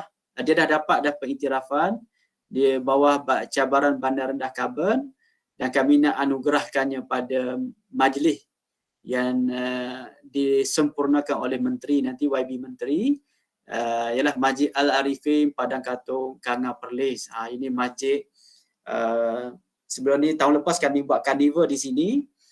So alhamdulillah saya sempat je tinggal di sebelah masjid. So banyak aktiviti yang telah berlaku di sinilah di Masjid Al-Arifin Padang Katong. So ini program karnival yang kami buat dan juga inisiatif masjid untuk mendapatkan pengiktirafan, ataupun yang penting bukan dapat pengiktirafan, yang penting menjimatkan ataupun mengurangkan kos operasi ataupun kos utility kepada Masjid Al-Arifin Padang Katong. Contoh kat sini kami ada buat perkongsian ilmu yang tadi saya maklum tadi, pihak Masjid Arifin datang ke Masjid Zaid bin Harithah buat perkongsian ilmu dan juga buat knowledge transfer lah ataupun teknologi transfer kepada Masjid Zaid bin Harithah. Dan juga dekat bawah tu kita bersama anak-anak sekolah pada karnival tahun lepas, dan lead by ayah tengku kita lah, dia sampaikan berkaitan dengan kelestarian kita kepada anak-anak sekolah peringkat sekolah rendah dan juga sekolah menengah. Dan kita juga dekat sana ada sistem pemantauan penggunaan elektrik dan kawalan secara wifi. Kat sini bagusnya kita boleh pantau dan kita boleh tetapkan berapa penggunaan tenaga harian maksimum yang dibenarkan. Kalau lebih pada tu, pihak AJK akan mengawal penggunaan tenaga elektrik dengan offkan mana beban-beban yang tidak diperlukan semasa ataupun semasa dan juga selepas lah. Selain daripada itu, kami juga buat perkongsian ilmu berkaitan dengan pembelajaran sepanjang hayat. Kami bawa sukarelawan bomba untuk sampaikan macam mana nak kawal kebakaran contoh. Dan juga kami bawa juga program pengurusan sisa. Setiap botol yang dibawa tu kita timbang dan hasil timbangan tu berapa kita tukar kepada karbon. So kita bagi tahu ke anak-anak, inilah sumbangan anda kepada kelestarian alam. Dan yang kami juga buat projek di sini, kami buat penukaran pilih cekap air hasil daripada sponsor lah, daripada pihak Suruhanjaya Perkhidmatan Air Negara. So kami pasang kat sini lebih kurang hampir 70 pilih cekap air kalau tidak silap saya lah. Saya lupa figure tu. Lepas pasang kami buat demonstrasi berkaitan dengan pilih cekap air dan juga pilih tidak cekap air. Dekat situ karya AJK dan komuniti boleh tengok berapa impak dia. So hasil daripada situ kami invite Masjid Arifin untuk dapatkan pengiktirafan, dan alhamdulillah hasil daripada itu untuk tahun pertama penyertaan kami anugerahkan kepada Masjid Al-Arifin diamond kepada tenaga elektrik. Ada penjimatan sebanyak 20% dan 3 diamond. Yang air itu dia negatif, dia bagi carbon dia increase kerana baseline-nya rendah tapi kegunaan semasanya tinggi. Saya difahamkan sini masa tahun ni ada tambahan bangunan. Mungkin construction tengah berlaku pada tempoh yang kami buat pengukuran tu lah. Mungkin tahun selepas ini mungkin ada rezeki untuk penjimatan air pula kepada Masjid Arifin Padang Katong. So ini saya nak bawakan juga kepada tuan dan puan. Kita dah jam 11 suku. So saya cuba stop 11.45 dan kita ada 15 minit untuk Q&A insya-Allah nanti. So yang ni di bawah dana wakaf Masjid Hijau. So mungkin ada kalangan warga-warga dalam platform pada pagi ini yang menyumbang kepada wakaf Masjid Hijau. So terima kasih kepada pewakaf. Duit anda telah kami laburkan untuk saham akhirat kita bersama. Yang pertama kepada sistem solar di Masjid Nurul Iman Nibun Tebal. Yang kedua, Kebun Bandar Lestari di Kuala Lumpur, Masjid Zaid bin Harisa. Di Negeri Sembilan, Masjid Jami' Datuk Kelana Petra Sendem, sistem solar. Dan Masjid Jami' Tan Sri Ainuddin Wahid Skudai, kami buat sistem penuaian air hujan dan juga pilih cekap air kepada masjid di Skudai. So inilah dana wakaf Masjid Hijau yang telah terkumpul. Nanti saya maklumkan berapa terkumpul sehingga terkini dan berapa banyak kami telah guna pakai untuk buat pelaporan saham akhirat kita bersama. So ini dana di bawah CSR MGTC. So dalam kes ni kami buat audit awalan dan juga program kesedaran. Yang pertama di Perak. Petang ni saya akan ke Perak. Masjid Al-Hidayah Bandar Behram Perak. InsyaAllah ada program yang dirancang pada tahun ini. Di Melaka, Masjid Sayyidina Abu Bakar dalam UTEM, Universiti Teknikal Malaysia Melaka. Yang ketiga di Pahang, Masjid Negeri Pahang. Dan yang keempat, Masjid Tengku Hasanah tadi di Temeloh Pahang. Dan alhamdulillah setiap rumah ibadat yang telah menyertai dan juga ada relationship atau berhubungan dengan MGTC, terutama program Rumah Ibadat Hijau, kami akan buat program secara berterusan. Sama ada program kesedaran ke, program penukaran teknologi hijau ke, hasil daripada pendanaan CSR ataupun tanggungjawab sosial korporat. Yang ini juga bawah CSR kami dapat yang pertama tadi CSR MGTC lah, kami buat audit awalan. Yang ini juga CSR daripada penuaian Suruhanjaya Perkhidmatan Air Negara. Kesemuanya kami pasang, ada dua. Yang sebelah kiri saya daripada projek-projek pilih cekap air, dan yang dua sebelah kanan saya Masjid Al-Barakah tu dan gambar di atas tu, itu kami buat sistem solar hasil pendanaan CSR juga. So dalam kes ni korporat-korporat telah buka mata lah. Semalam pun saya present satu lagi proposal. Ya, alhamdulillah dah dapat dekat Invest Selangor lah. Invest Selangor, dan dia allocate hampir ratus ribu lah kepada satu masjid di Tanjung Karang yang saya nak pergi hari Jumaat nanti insya-Allah untuk perbincangan pelaksanaan program lah. Ini juga dana CSR 2023, yang ni dia bagi elemen air.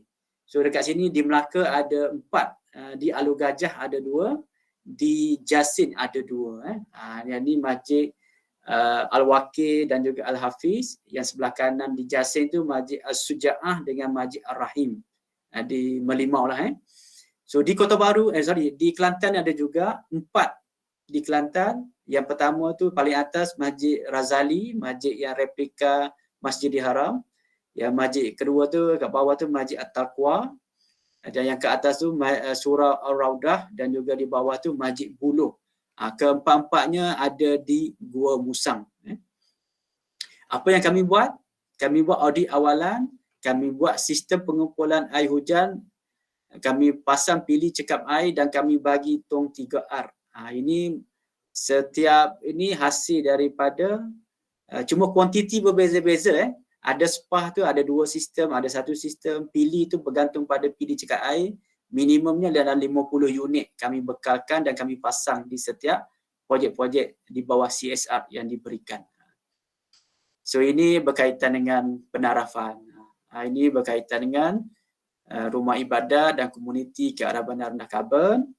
So kat sini untuk dia ada dua kategori. Zon ni biasanya PBT pihak berkuasa tempatan, majlis daerah ke, majlis bandaraya ke, dewan bandaraya ke ataupun majlis daerah.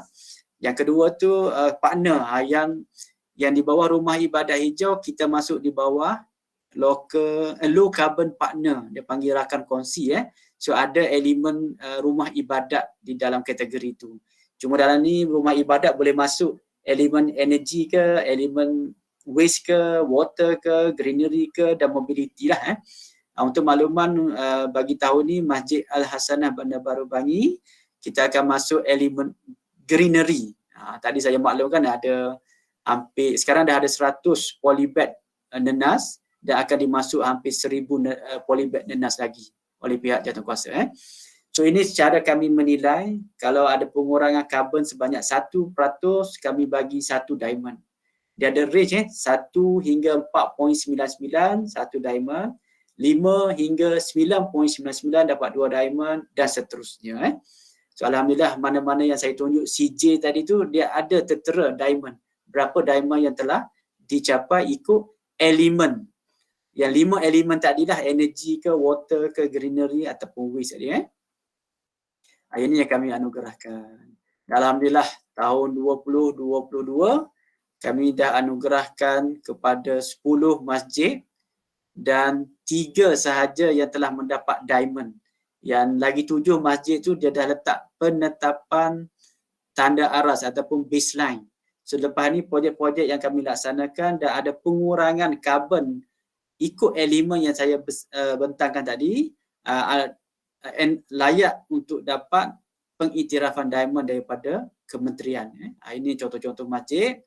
Yang ni yang terbarulah daripada Masjid Arifin dan juga Masjid Tengku Hasanan. Ini keseluruhan lah, keseluruhan. Dan yang seterusnya sikit lagi nak habis dah daripada saya. Pengiktirafan rumah ibadat hijau. Dengar ke? Assalamualaikum, ada dengar ke? Dengar. Ada tuan, okey. Sorry. Saya macam elektrik rumah saya macam terputus pula. Minta maaf.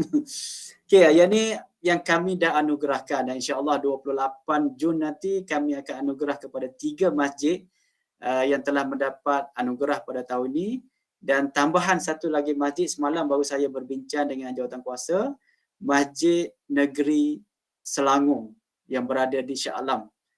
Yang juga dapat kejayaan dan insya-Allah kami dah akan invite kepada majlis penganugerahan rumah ibadat hijau di Temerloh nanti insya-Allah untuk dapat pengiktirafan dah. Ini wakaf Masjid Hijau.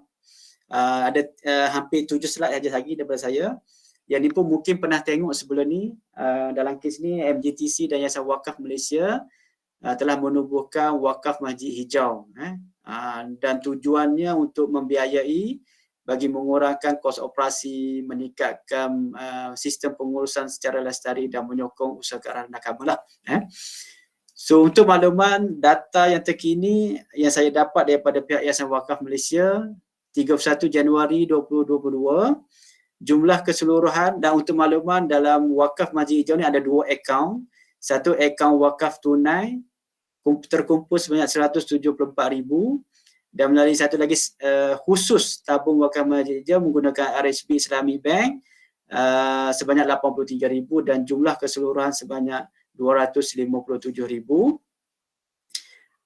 Dan kami telah anugerahkan kepada 4 masjid yang dimaklumkan tadi mengikut projek yang dianugerahkan dan totalnya 190,000.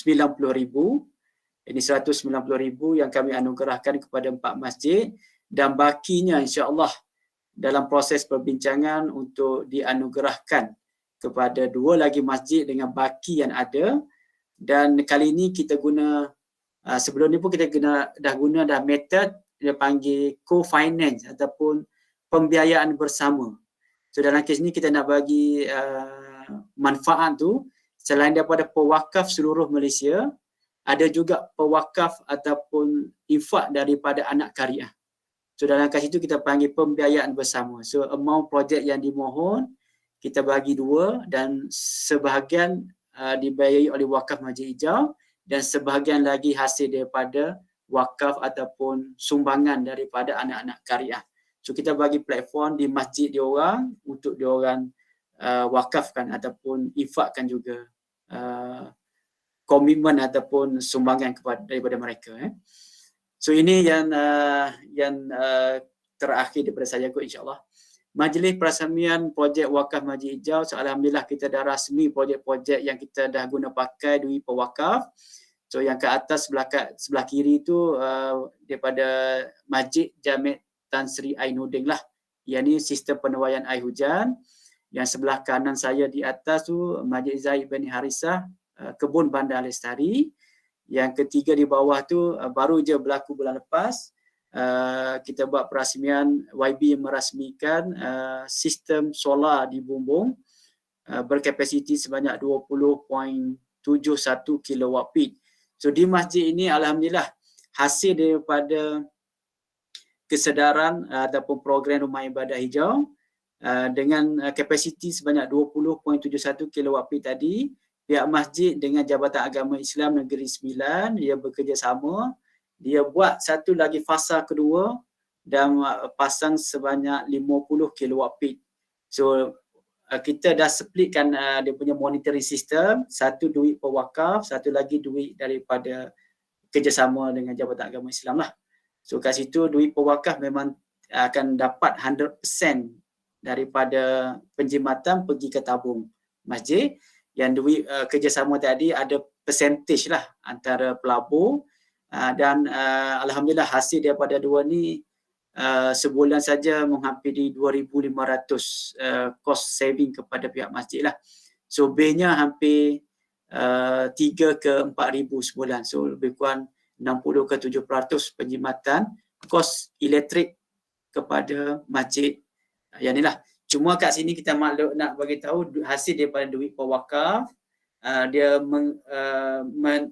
melahirkan satu lagi bisnes model ataupun kesedaran daripada pihak autoriti untuk mengembang lagi, untuk dikembangkan lagi dari segi pelaksanaannya. Yang ini berkaitan dengan pewakaf lah. Kalau pihak tuan dan puan ada sempena bulan Ramadan ni memang kami lancarkan, pihak Yayasan Wakaf telah melancarkan bulan kebangsaan, bulan wakaf kebangsaan sempena bulan Ramadan, dan kalau ada rezeki nak dikongsikan boleh QR code ataupun transfer lah kepada menggunakan nombor akaun yang tertera di bawah ni, insyaAllah.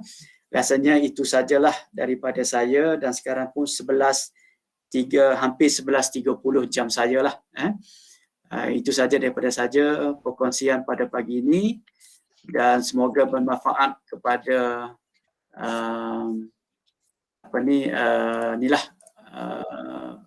peserta-peserta, tuan-tuan dan puan-puan yang ada di dalam platform pada pagi inilah.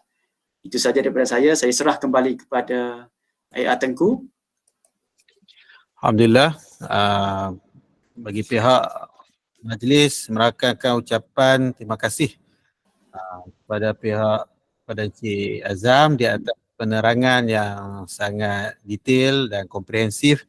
Alhamdulillah. Semoga perkongsian ini akan memberi manfaat kepada kita semua. Kita sekarang buka kepada sesi soal jawab.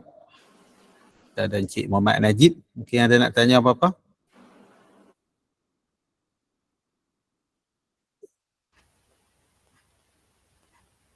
Okay, Encik Azam, sambil-sambil tu boleh tengok kepada in-call message, mungkin ada soalan. Okay, saya nampak dekat sini yang pertama tu salam, nanti dapat slide tak? InsyaAllah saya kongsi slide ni. Saya akan bagi kepada sekretariat lah. Saya PDF kan, saya bagi kepada sekretariat. Boleh request dekat sana. Dan seterusnya yang tu mungkin bawah kosem kot Ya, yang last kehadiran atau CJ tu, itu bawah kosem lah Dan yang saya nampak ada satu lagi soalan ni, okay, Cik Syarul Cik Syarul Noor ni.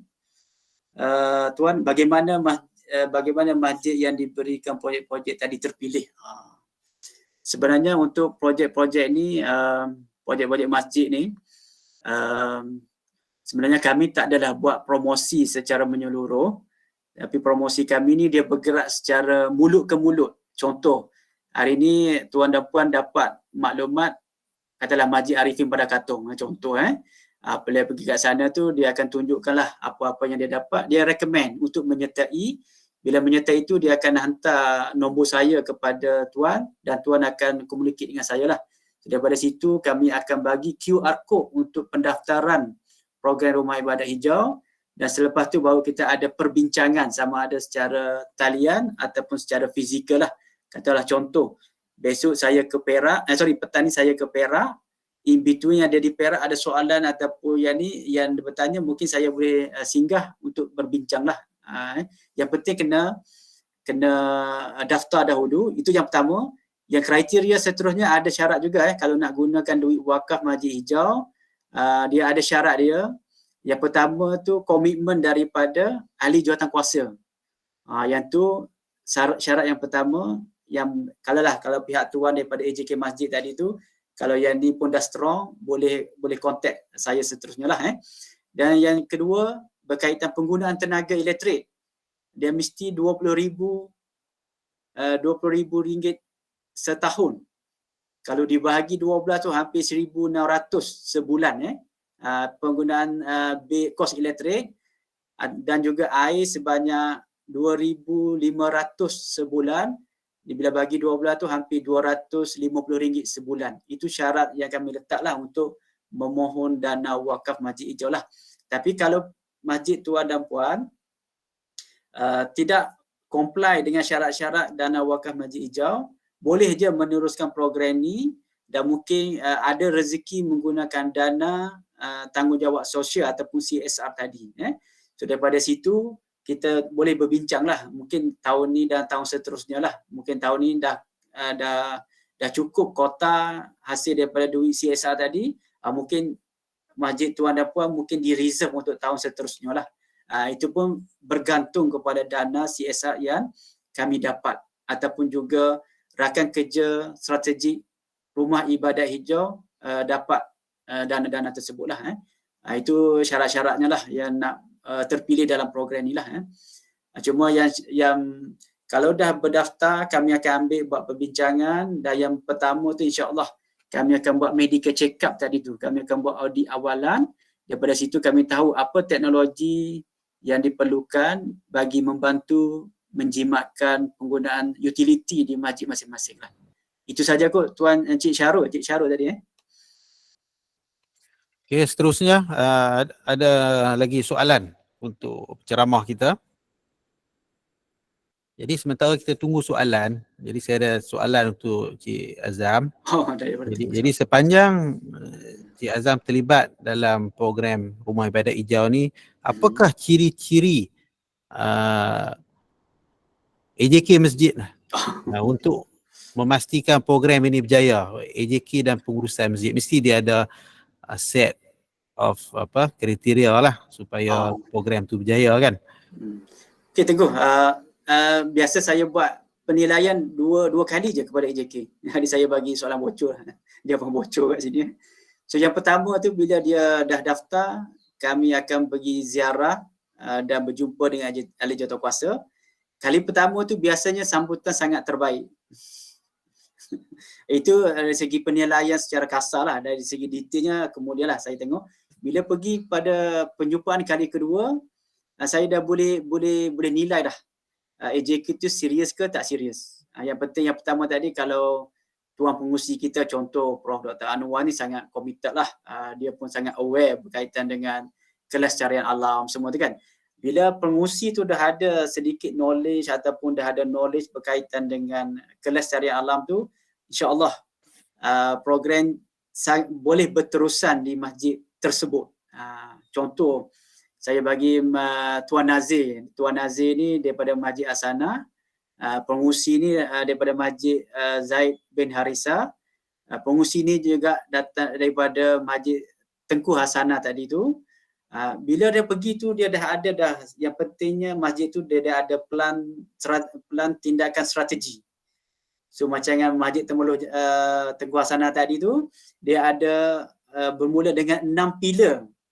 Imarah, infak dan seterusnya kan. Dan dia masuk pula elemen kelestarian alam di dalam, daripada 6 jadi 7 pelan tindakan yang kena capai. Ibarat dalam masjid tu ada pelan tindakan dan ada juga KPI yang nak dicapai. Bila ada dokumen ataupun direction seperti itu daripada ahli jawatankuasa, insya-Allah program ni berterusan dan juga boleh sustainable lah, berkekalan. Contoh yang nak bagi ni petang ni saya nak pergi ni kerjasama antara politeknik dengan masjid. So kat sini pun dia ada ataupun ni bangunkan pelan tindakan masing-masing lah kat sini. So, alhamdulillah benda ni berterusan. Sama juga di Masjid Al-Tuqa yang kita nak pergi, yang nak buat perasmian minggu depan bersama menteri. Dia juga ada, tapi yang ni method dia bekerjasama dengan NGO. So NGO dia buat program untuk tingkatkan belia-belia dekat sana. So ada involvement belia dan juga komuniti setempat dan juga ahli jawatankuasa. Daripada satu kampung dia kembang kepada 3 kampung untuk program di Tanjung Garang tu, insya-Allah. Demi AJK yang penting lah kat sini daripada komitmen yang diberikan dan juga untuk yang di Tanjung Karang tu kami buat spesifik sikit dia punya ahli jawatankuasa. Ada jawatankuasa tenaga dan air, ada jawatankuasa pengurusan sisa, ada jawatankuasa pertanian, ada jawatankuasa belia lah. Yang itu kalau model tu berjaya, insya-Allah kita akan replicate kepada masjid-masjid yang berminat dalam program Rumah Ibadat Hijau lah. Itu sajalah kot Tengku daripada saya. Okey, ada satu soalan lagi. Cik Azam boleh tengok di in-call messages. Projek ini berterusan, adakah pemuatan bekalan? Okey, untuk MFI, nama penuh saya tak pasti, MFI, bagaimana pihak MJTC hendak pastikan projek ini berterusan? Adakah ada permatauan berkala dijalankan? Ini saya bagi yang angle yang pertama. So dalam program ni kita galakkan pihak masjid menyertai cabaran bandar rendah karbon yang kita bagi pengiktirafan tadi tu. Program ni akan berterusan sampai 2030. So dekat situ itu secara nasionalnya kami pantau melalui pertandingan ataupun penglibatan pihak masjid dalam program cabaran bandar rendah karbon untuk projek-projek di bawah dana wakaf Masjid Hijau. Kami setiap 6 bulan akan menziarah ataupun akan turun padang untuk pastikan sistem yang dilaburkan tu itu beroperasi secara berkekalan lah. Sebab duit wakaf ni ada syarat dia, setiap 6 bulan kena buat pelaporan kepada Yayasan Wakaf Malaysia dan selama 2 tahun. Dan masa sama juga kami galakkan dia masjid ni menyertai cabaran bandar rendah karbon tadi itulah. Dan kalau sistem solar yang dipasang kepada 5 masjid, kami ada central monitoring untuk penjanaan tenaga elektrik melalui sistem. So dekat MJTC tu kita ada satu software lah untuk pantau. Kita integratekan sistem solar ni kepada satu dan kita pantau setiap lokasi yang menggunakan sistem solar di masjid lah. Dan alhamdulillah yang terbaru di MJTC juga kita buat satu dashboard yang besar. Ada panggil Climate Change Hub. Climate Change Hub ni untuk kita pantau ada beberapa projek yang telah didaftar dan Rumah Ibadat Hijau kami daftarkan juga dalam Climate Change Climate Hub tu. Kita boleh tengok daripada negeri by negeri dan masjid by masjid. So kat situ kita ada rekod berapa CO2 tercapai dan semuanya lah. So dan kes ni kita akan follow up dengan pihak jawatankuasa. Dia akan buat bagilah pencapaian mereka melalui supply bil elektrik ataupun BI untuk kami buat pengiraan pencapaian semasa lah ataupun tahun semasa. InsyaAllah dari segi pemantauan tu ada 3 metod yang kami laksanakanlah di MJTC, insyaAllah. Itu saja kot daripada MFI. Rasanya terjawab soalan yang ditujukan kepada saya. Okey, adakah ada soalan-soalan lain daripada para pendengar? Mungkin ada nak tanya apa-apakah? Tapi saya setuju dengan Cik Azam, kita perlukan pemantauan sebab contohnya bila kita bagi satu kit, kata kit agro urban farming Selepas satu sesi, dua sesi dah dapat penuaian hasil tu, lepas tu dah terbengkalai. Jadi ini adalah satu pengalaman yang tak berapa nak cantik lah. Okay, kita ada soalan seterusnya daripada Cik Syamuddin. Cik Syamuddin, Cik Mat, bagaimana pengiraan karbon dilakukan? So dalam rumah ibadah hijau ataupun low carbon, cabaran bandar rendah karbon, kita ada 5 elemen Cik Syam. Yang pertama tu elektrik, air, sisa, kehijauan dan mobiliti lah. So untuk yang peringkat awal ni biasa kami fokus kepada elektrik, air, sisa dan greenery, kehijauan. So macam mana kami kira? Setiap penggunaan kilowatt jam daripada elektrik ataupun setiap penggunaan meter cube air ataupun setiap tan sampah yang kita berjaya selamatkan, kita akan convert to carbon. Dia ada emission factor masing-masing Encik Syam. Katalah elektrik 0.75 kg CO2. Kalau air ada per meter cube dia, sampah pun ada juga. Semua ni pihak Masjid Al-Arifin telah lalui proses pengiraan karbon. Yang penting kita buat penetapan baseline, selepas tu baru kita kira berapa impak dia daripada inisiatif-inisiatif yang telah saya maklumkan tadi lah, mengikut kriteria lah. InsyaAllah Cik Syam, kita ada national punya standard ataupun international standard. Kita convert setiap kegunaan kilowatt jam, meter cube air, tan sampah semua dan berapa batang pokok yang ada di dalam masjid, sama ada pokok teduhan ataupun pokok renek tadi tu, kita ada formula yang dah diselaraskan oleh peringkat nasional dan juga international Cik Syam. InsyaAllah menjawab kot soalan Cik Syam. Okey, untuk karbon tu apa yang kita buat, sebab UNIMAP pun melalui cabaran bandar rendah karbon tu, yang kita juga yang assist untuk Masjid Al-Arifin, dia ada satu template. Dia ada satu template yang mana kita just key in lah semua setting dia punya coefficient semua telah diset oleh pihak MGTC lah. Okey, seterusnya Cik Azam, sebentar kita tunggu soalan daripada pendengar. Saya nak tanya lagi. Berdasarkan pengalaman Cik Azam untuk projek-projek berteknologi lah di masjid ni, berapa tempoh ROI biasanya lah untuk projek ni? Sebab kita kadang nak tunggu sumbangan daripada yayasan hijau tu terhad, nak kena queue. Betul. Nak invest kan. Okey, saya elaborate tiga elemen kat sini. Yang pertama elemen elektrik. Kalau kita buat investment dalam elektrik, insya-Allah kalau kecekapan tenaga bawah pada 3 tahun. Kalau melibatkan tenaga boleh baru dan kalau kita dapat juga kota daripada kerajaan net energy metering, kita boleh dapat bawah pada 7 tahun. Jadi untuk yang solar tadi tu dia punya lifespan-nya sampai 25 tahun. Tapi kalau kita buat pelaburan, kalau dapat NEM tadi, kita boleh bawah pada 7 tahun. Kalau kecekapan tenaga bawah pada 3 tahun lah.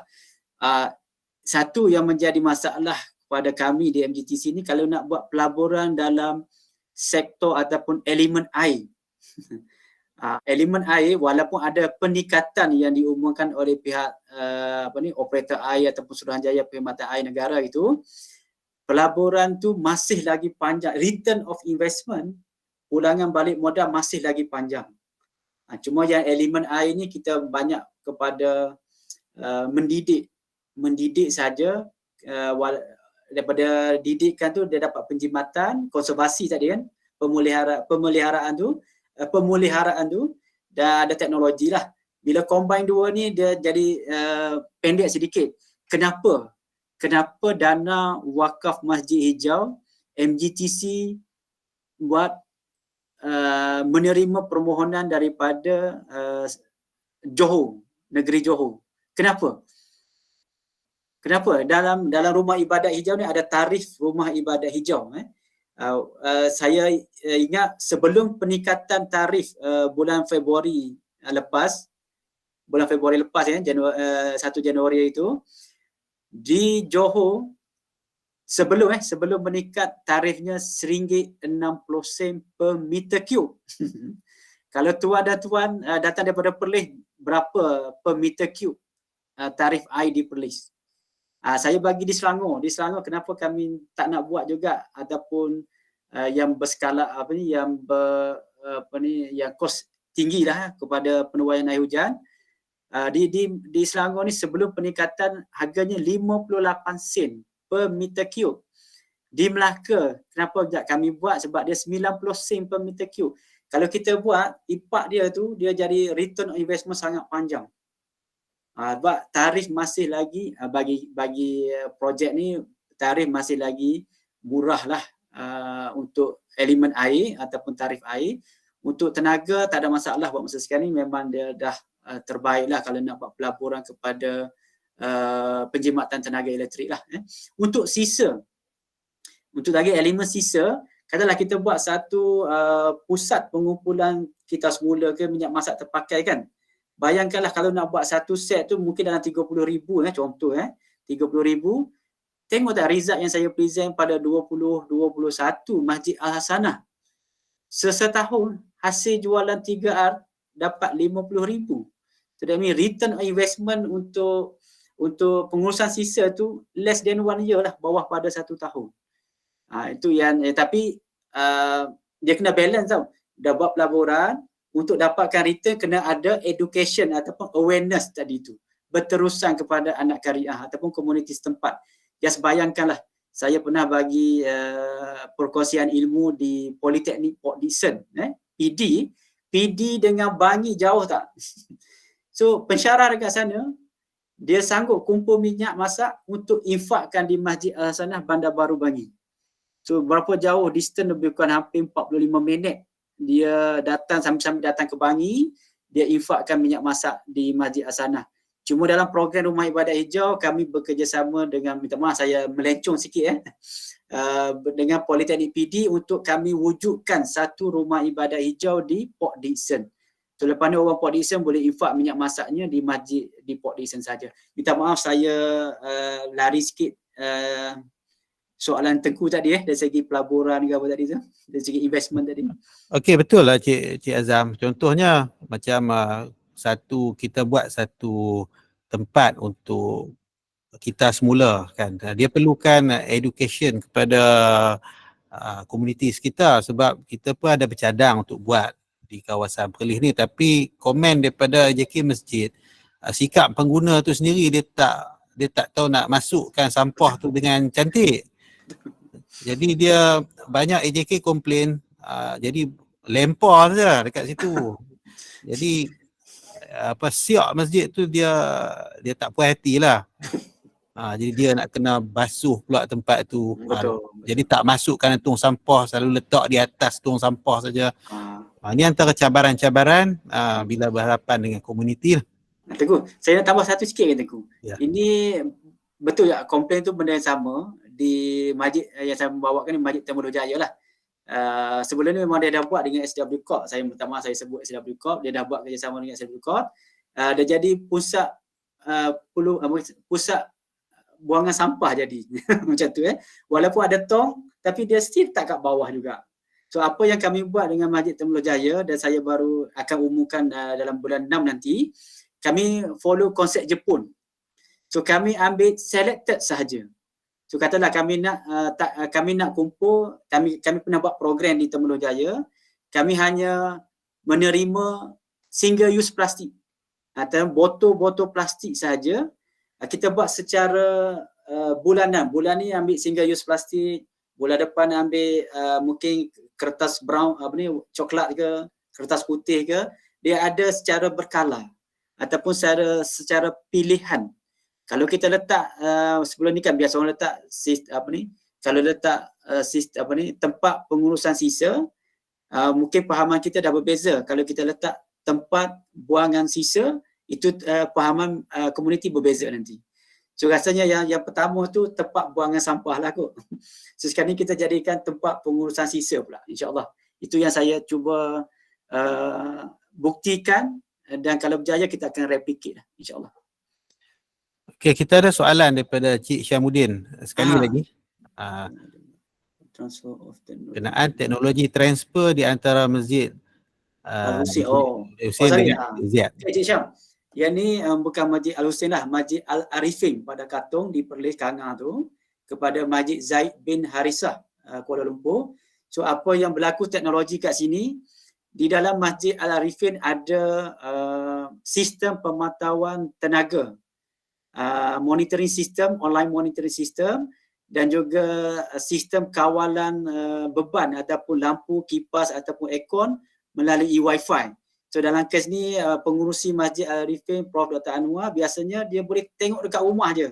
Dekat apps dia tu ada lagi tak beban-beban yang belum ditutup selepas waktu solat ataupun antara Zuhur dengan Asar, katalah dah lepas setengah jam daripada solat tu, mungkin ada 2-3 jam kan, dia boleh pantau melalui rumah. Itu dua teknologi yang ditransferkan sana dan alhamdulillah pihak Masjid Zaid bin Harisah telah laksanakan. Dan lagi dua, alhamdulillah infak juga, saya tak pasti antara Prof Dr. Anwar pengurusi masjid dengan pihak sana Masjid Zaid bin Harisah, dia ada dua. Dia panggil teleprompter tu, dia nak baca kutubah secara digital. So kita buat teleprompter, dia imam hanya baca dekat skrin ataupun yang dibekalkan tu, tanpa ada kertas lagi dah. Kat sini kita kurangkan amalan printing lah ataupun menggunakan kertas. Yang satu lagi tu alhamdulillah, saya tak tahu infak ataupun macam mana, menggunakan digital Quran. Dekat sana telah guna pakai digital Quran lah, hasil daripada Prof Dr. Anwar dan juga pengurusi lah, dan juga pengurusi Masjid Arifin Pada Katong. 4 teknologi yang telah ditransfer lah ke Masjid Zaid bin Harisah, dan pihak Masjid Zaid telah melaksanakan 1, 2, 3 dan 4, keempat-empat telah laksanakan di Masjid Zaid bin Harisah. Itu sajalah Encik Syam daripada saya. Okey, saya ada share satu link, iaitu sistem pemantauan di masjid tersebut. Jadi tuan-tuan boleh cuba klik dan boleh tengoklah secara sepintas lalu pemantauan. Kalau boleh tengok curve dia tu yang ada dalam graf tu untuk hari inilah. Subuh tadi dia on pukul berapa, dia tutup pukul berapa, kita boleh tengok di situ. Okey, seterusnya Cik Azam, berkenaan dengan urban garden, urban farming. Urban farming di Masjid Hasanah, saya maklumkan bukan pihak masjid yang menjalankan tu, dia diswastakan kepada setiap asnaf. Dia kerjasama, Tengku. Kerjasama? Maksudnya macam ni, pihak Mardi dia dapatkan dana daripada research pihak Mardi dapatkan dana, dan pihak Mardi tu AJK Ketua Biro Pembangunan, Ketua Biro Kebajikan di Masjid Hasanah. So bila operasi itu dia ada tiga body lah ataupun 3 involvement. Pihak masjid dia infakkan bekalan elektrik, dia sponsor bekalan elektrik. Pihak koperasi untuk jualan, dan pihak asnaf untuk memantau ataupun menanam lah. Tapi hasil jualan dikongsi 3, koperasi, masjid dan asnaf. Cuma dalam kes ni saya lupa nak tanya ratio. Saya difahamkan asnaf tu akan dapat paling besar. Katalah rasionya 80-10-10. 80% tu pergi kepada pendapatan asnaf. 10% pergi kepada koperasi dan 10% pergi kepada tabung masjid lah. Ada tiga involvement lah yang terlibat di Masjid Al-Hasanah Bandar Baru Bangi. Dan alhamdulillah kat situ hasil saya Tengku pun dah pergi menziarah itu. Hasil daripada tu dia lahirkan, daripada satu kit dia tu dia lahirkan tiga produk, 3 produk untuk jualan. Yang pertama ikan, namanya aquaponic. So hasil pertama jualan ikan, hasil kedua jualan ulam-ulaman ataupun sayuran, dan hasil ketiga dia buat jus pegaga. Hasil daripada ulaman dia buat jus pegaga. So ini saya tak pasti, di masjid lain belum saya jumpa lagi. Masjid Hasanah yang pertama saya dapati ada industri kecil sederhana lah. So dia lahirkan jus, final produknya jus pegaga dan brand Masjid Al-Hasanah. Itu kalau ada rezeki kita akan replicate insya-Allah. Dan Masjid Zaid bin Harithah pun saya pihak wakaf pun dah laburkan kebun bandar lestari, dan kat sana pun ada ikan, ada hidroponik dan ada restoran ataupun untuk kita macam dengan buat singgah kafe ke ataupun ada masak-masak, akan dalam perancangan dengan Masjid Zaid bin Harithah lah insya-Allah. Itu saja Tengku daripada saya. Okey, terima kasih banyak kepada penceramah kita. Alhamdulillah, majlis kita telah pun sampai ke penghujungnya. Pihak penganjur iaitu Pusat Pengurusan Tenaga dan Kampus Lestari KOSEM ingin merakamkan ucapan terima kasih yang sangatlah kepada penceramah kita iaitu Encik Muhammad Muntazam bin Nordin di atas perkongsian dan penerangan yang diberikan sebentar tadi. Semoga apa yang disampaikan akan memberikan manfaat kepada kita semua. Kita pun boleh buat juga. Di Perlis ni pun insya-Allah kita dalam proses untuk membantu masjid-masjid di Perlis bagi mencapai status rumah ibadat hijau ni. Dan ucapan terima kasih juga kepada semua hadirin hadirat yang hadir ke program ni, yang menyokong program kita, yang mana daripada attendance yang kita lihat tadi mencapai lebih daripada 300 orang. Alhamdulillah. Sama ada daripada kalangan warga Unimap, staff, student, para profesional, syarikat swasta, agensi kerajaan. Sokongan daripada anda semua adalah amat dihargai dalam menjayakan program pada hari ini. Dan jangan lupa untuk mengisi kehadiran menerusi link yang telah diberikan. InsyaAllah CJ akan dapat terus apabila tuan-tuan submit borang kehadiran tersebut. Dan di borang link tu juga ada satu external link untuk kehadiran 1 hari berkursus bagi staf Unimap saja. Staf Unimap saja, dia awal-awal borang tu dia ada link terus kepada kehadiran 1 hari berkursus. Jadi kena buat 2 kali lah. Satu borang untuk attendance dan satu lagi untuk 1 hari berkursus. Akhir kata slide kita akan bagikan selepas ni berdasarkan attendance yang kita dapat, kita akan email kepada semua seperti mana biasa. Akhir kata pihak majlis memohon kemaafan sekiranya ada salah dan silap semasa mengendalikan program pada hari ini. InsyaAllah KOSEM akan ada lagi 2 program selepas ni dalam bulan Ramadan. Yang pertamanya pada hari Jumaat depan, bukan Jumaat esok ni, Jumaat depan kita ada taklimat berkenaan dengan pengurusan bahan yang mengandungi ayat-ayat suci Al-Quran. Kadang-kadang buku sekolah, buku tulis apa tu, dia ada ayat Quran sikit-sikit lah. Macam mana kita nak lupuskan bahan tersebut? Kita jemput penceramah daripada Jaib untuk bersama kita. Dan seminggu selepas tu, kita ada satu lagi ceramah berkaitan dengan pemuliharaan air daripada pihak SPAN sempena dengan Hari Air Sedunia. InsyaAllah kita sama-sama mengimarahkan Ramadan dengan program-program yang boleh membantu kita memelihara alam sekitar. Akhir kata, sekian. Assalamualaikum warahmatullahi wabarakatuh. Waalaikumsalam.